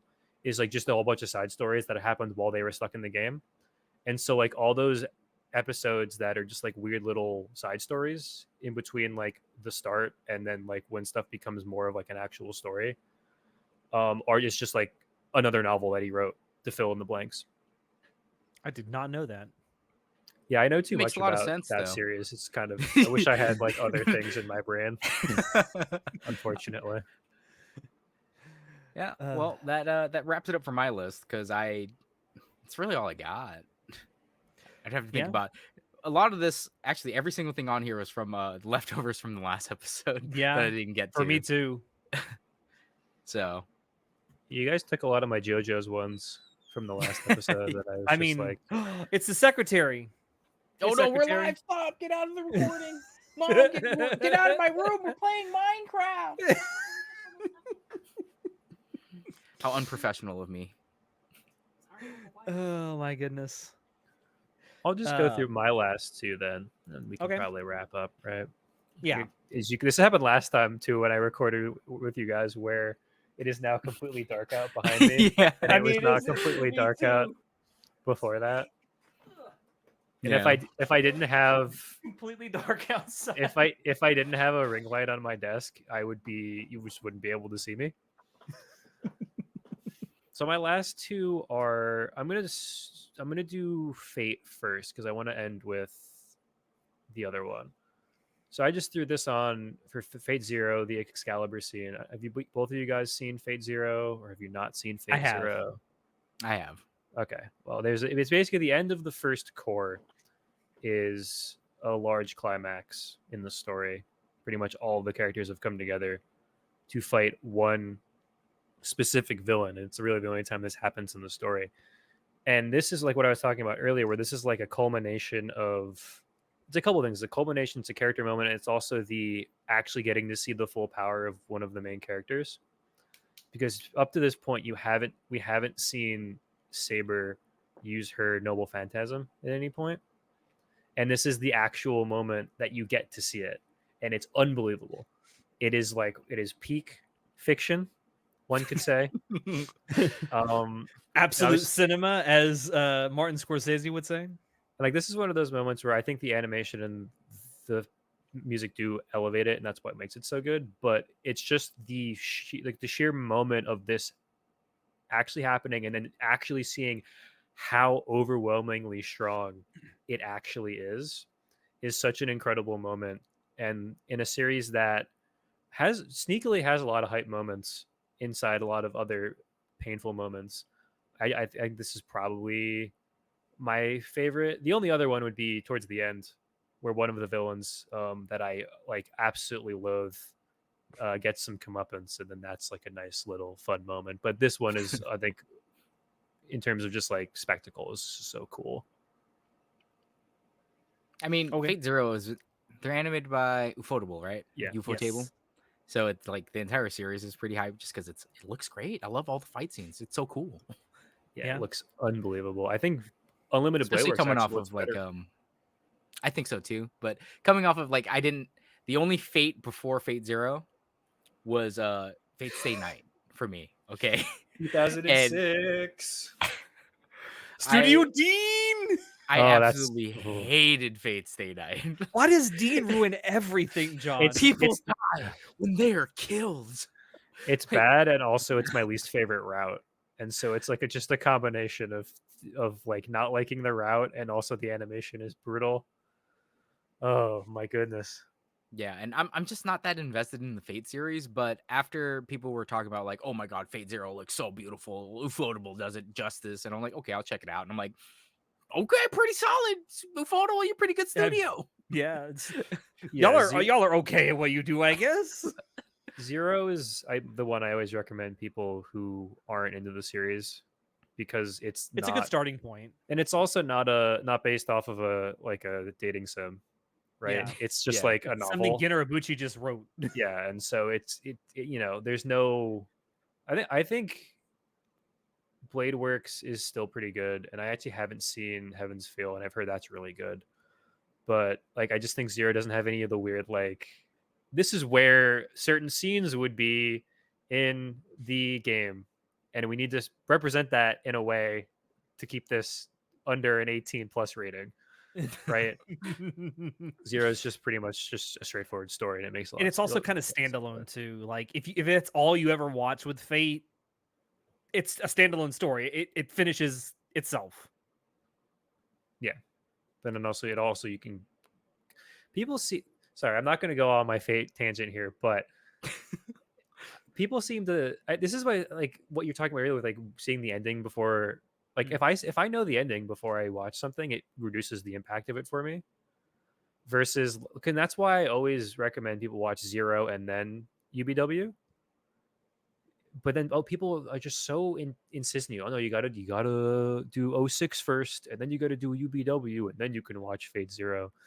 And it's just like, I guess, sure, whatever, but I don't know. Already knowing, because like both of those, particularly 06, like blatantly spoils the ending of Zero.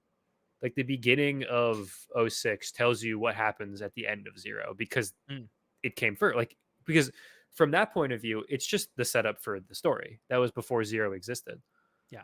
But then it just, you go into like, particularly a story like Zero, to me, if you know the ending, it kind of reduces what's going on in the story. Anyway, It wouldn't for me, but I can see how it would for a lot of people.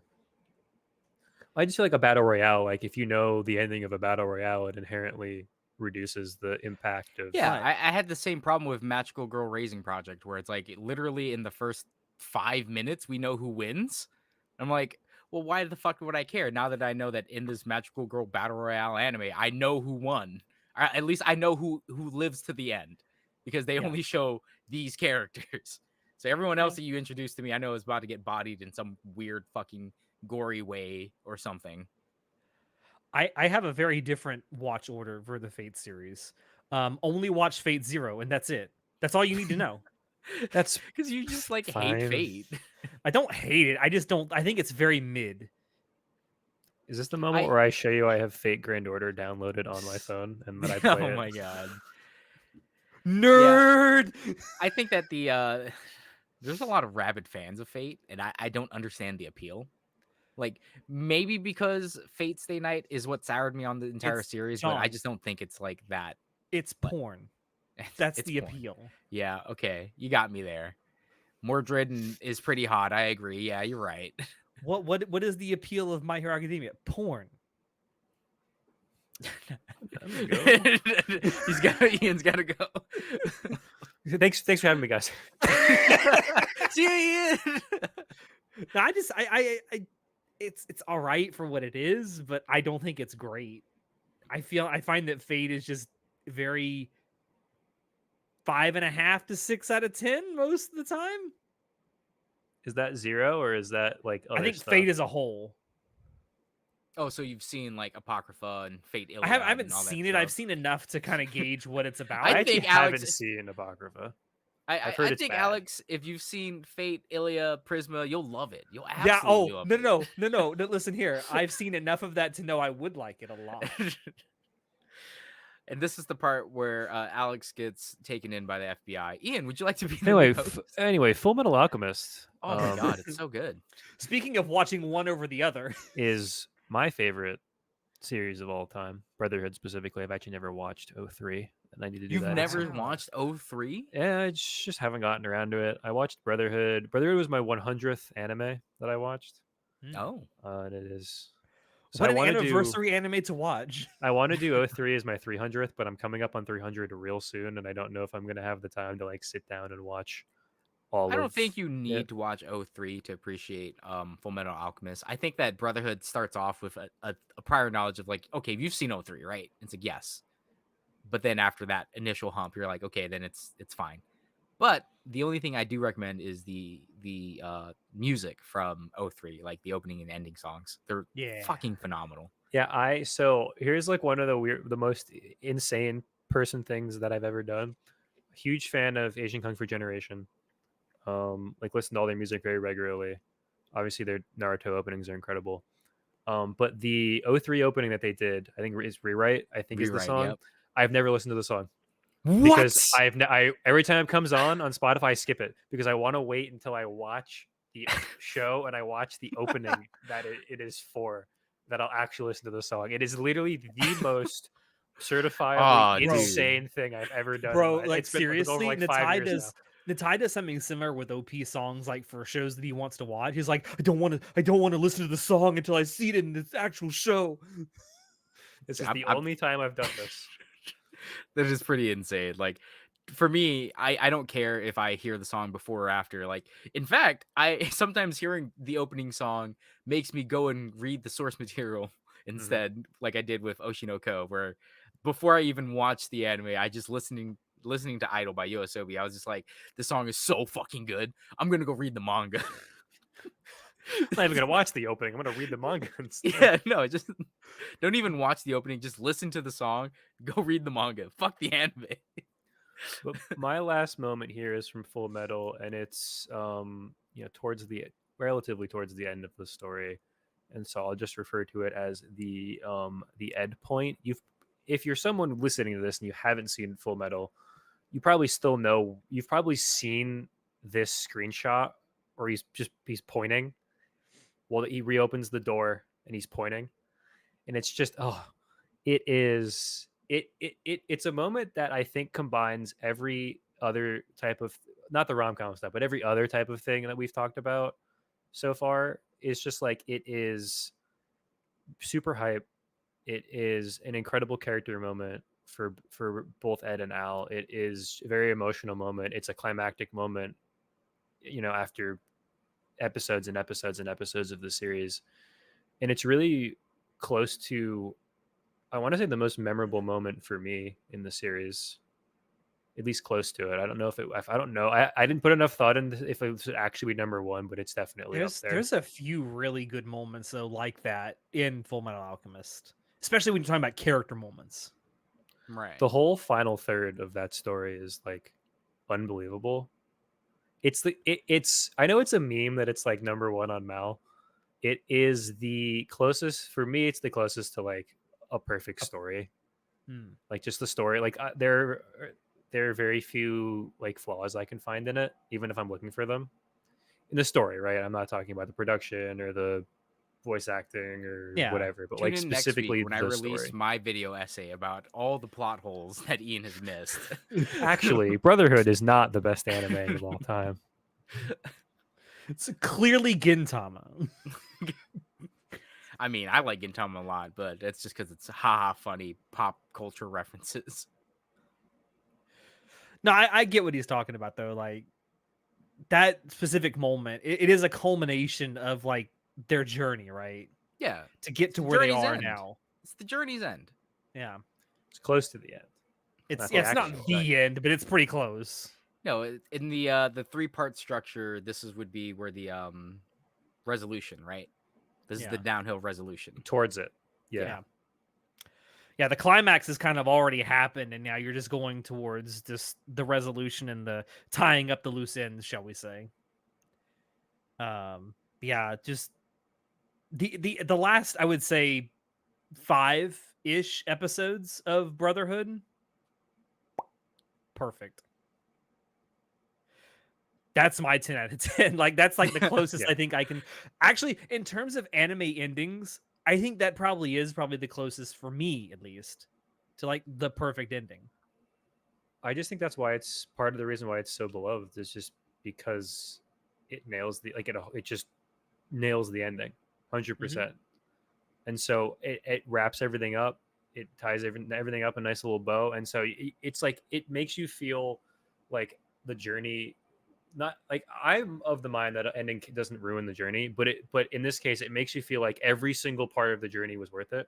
It all had meaning and it was Yeah. all leading up to something Yeah, that 'cause just like it all went- intertwines and culminates. Yeah. Unless you're my wife and you hate Brotherhood because they have hard outlines for some reason, it makes it worse. That's right. I'm throwing you under the bus. I was gonna say something. I completely forgot what it was. No, there's lots of reasons to like Brotherhood though. It's not just for the story. Like I feel like, and the crazy thing is that we got it at all because that came about at a time when once an anime got made for like an adaptation of manga got made, especially if it was one that wasn't finished. Fuck you if the manga got finished. You ain't getting another anime. Right. Like if that happened today, yeah, sure that might happen. But back then it was a miracle that it happened at all. well, it's just crazy that they did a complete one Mm-hmm. with its own ending and then went back and did it again. That's the Yeah. craziest part about it. Well, I mean, 03's ending is a movie and it kind of fucking sucked. So Kinda. it was universally not loved. Doesn't Natai like that ending better? Does Or he? am I misremembering? I He don't likes. I remember him having controversial opinions about Full Metal, and I don't remember if it's that he liked 03 better or that one of our other mutual friends liked 03 better, and he was arguing against it. I remember these conversations happening years ago. I don't remember what's. I don't want to like. I don't want to like throw him under the bus. Be like he likes 03. No, no. Oh God, no! We can't all be John's wife. Yeah. But no, these are all really good moments. I think we talked about here tonight. I don't think there's going to be a part 3 because we're running out of moments, man. Oh, I've got plenty of other moments, but like, How many I've of them only are going to been- be see, Gintama, John? No, I've only been discussing old anime. I haven't even broken past like 2018 Actually, and above anime. That's Other than, I that's guess, actually Kaguya. a good point. That a lot of the stuff that we talked about is like from 2017 back. Most of the stuff we've talked about, both in the last one and this one, are not recent anime. No, there's a lot of like, like I have plenty because I've started recently. Since I stopped reading manga, I've started watching more anime. So I've been just like binging instead of like my traditional 3 shows a season. I think is what I was doing before, 3 or 4 shows a season. I'm doing like 12, 15. This man's And, crazy, and he's reading a bunch of stuff too. I mean, I'm always reading something. It's either light novels or manga, but I have to pick and choose if I want to watch anime. It's like I can only have 2 of the 3: anime, manga, or light novels. That's fair. So I don't have enough time for all 3, unfortunately, because trying to keep up that schedule was fucking insane. Yeah, at some point when it becomes you're just like watching something to check a box that you watched it, it's like why am I doing this at Yeah. this Yeah. point? Yeah, and since I've stopped like spending 4 to 6 hours every day catching up on manga, because the worst part for the manga thing was like if I missed a day or two, I'd be so fucking behind. It'd take me an entire week to catch up, because it's like here's this 4-hour segment of time that I don't have. Now I have to split that off into other days to try to Can't go catch on up. manga vacations, man. Dude, when we went to DC and I couldn't freaking read manga, I was so upset because I was like, fuck, I'm like a week behind. It was You need to not be in the even a week, it was like mines. 4 days. But yeah, I've given up that now because of school, because I was like, I had to finish my finals and like graduate. So I was like, I can't fucking have any distractions. I actually have to do my freaking final. So that's where I just dropped it. And I've been happier. I'm enjoying watching all these anime that I don't read, actually. And you don't know what's gonna happen. Mm-hmm. Yeah. Well, because a lot of the shows that I do read or have read the novel for or the manga for are pretty disappointing in comparison to the shows that I don't know anything about. Fair enough. Fair enough. But yeah, I think we'll go ahead and end it there. Thank you, Ian, for stopping by and being a guest again. It's always good to have you. Thank you Yeah, for having super me. fun. If we ever do a Full Metal Alchemist spoiler cast, we got to have you on. Yeah, I'll need to. I just finally completed. You can't. I don't think you can see this. No, it's too dark. It's right here, but you can't see it. The hardcover versions of the manga. They Mm, re-released it recently, where it's 18 volumes and it's all hardcover. It's all really nice. really nice. And so I just finally completed that collection a couple weeks ago. So I should probably just Nice. read through the whole thing. I've actually never read it, so I should read through the whole thing, and then I'll come on and we can do that podcast. Okay. And I still love the idea of us doing an episode where we just talk about anime soundtracks and OSTs. Oh yeah. I think that'd be a really fun episode too. I agree. Discussion maybe- about different OSTs that are just like amazing. It's like, oh my god, look Yeah. at this composer. Kevin Penkin! Evan Call!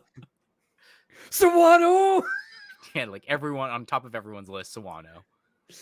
But yeah, I know I plugged you a little bit at the beginning of the episode, but if you want to tell people where they can find all of your stuff, go ahead. Sure. On YouTube at Be More Brass, make anime videos. Anime video essays now. Not all my stuff is like video essays. I guess they are. That video essay is like such a weird descriptor, because I feel like the Chainsaw Man video is a video essay, but I feel like me talking about an anime for 8 minutes isn't. But I think it would still be considered a I would video classify it as a video essay. essay. Yeah. I make anime video essays. Be More Brass We had to convince him of what he actually does. on YouTube. And then also, I recently started doing on the channel, we're doing this seasonal thing we're going to do every season where we do like a fantasy draft for the upcoming anime season. And there's 4 people, and we all draft 4 shows. And at the end of the season, we're going to see who had the best team, right? So Free Ren went number 1 overall this year. I grabbed Spy Family in the first round. And then we kind of go from there and kind of build out our teams. It's like and I thought fantasy anime. yeah, we haven't figured out 100% great way to determine the winner yet. It's currently just like fan vote, but I think that was a really fun thing. If people are looking for a what to watch, that's a little bit of in a different vein than just like a what to watch video. I think that's a pretty fun thing that I did. Kind of like what we do last every month. season, Sean. Yeah. Our fall or our preview episodes where we just grab shows and talk about them. Yeah, kind of the same idea.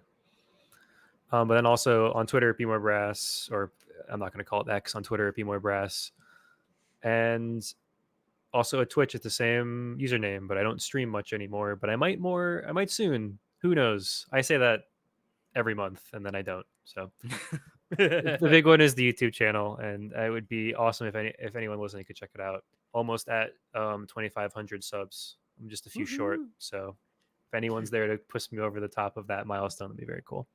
Yeah. Speaking of which, if you did like what you saw here tonight, be sure to hit the like and subscribe down below if you're not already subscribed. We're closing in on being able to apply for monetization on YouTube.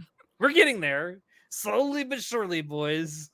Yes, and it was all part of our master plan to use Ian's clout. Yes. To all raise of our that, numbers. all of that clout that I have. Yes. 100%. All of that Twitch clout, right? Yep, all Obviously. the 300 followers I have on Twitch. But yeah, thank you everyone for dropping by to watch this. Check down below where you can find links to Anime Club After Dark on Twitter, on TikTok. Thank you, Natai, for doing that. Even though you can't be on the podcast right now. What else? Discord. Join our Discord server if you're not already there. You can always keep up with what we're doing on Discord. We also have a merch store down below where you can help support the podcast if you would like. With that, I have been your host, Alex, and we will see you next time. Say goodnight, guys. Good night. See ya. Hey, congrats to the Texas Rangers on winning the Super Bowl, the World Series. Super Bowl. Good Lord. Shame about those Orioles, isn't it? Well, they won the division. Yeah, maybe next year. I like how I posted that video last night and John's immediate reaction is, why are the Mariners woody? Why you gotta do... Bro, listen, if you don't like the fact that the Mariners do really well and then fucking just flub it at the end, then you don't like Mariners baseball. It's just like the Cubs. They get so close and then just fuck it up. But then the Cubs actually won one, and so now they're not cute anymore. They're just like a normal team. Oh no. I'm just saying, of all the teams that are out there, especially the 5 that are left that never won the World Series, there's only one that's never been to the World Series. And it's Seattle now, right? Yep. Yep. God, Isn't that right, John? that's Feels brutal. bad, man. Feels bad.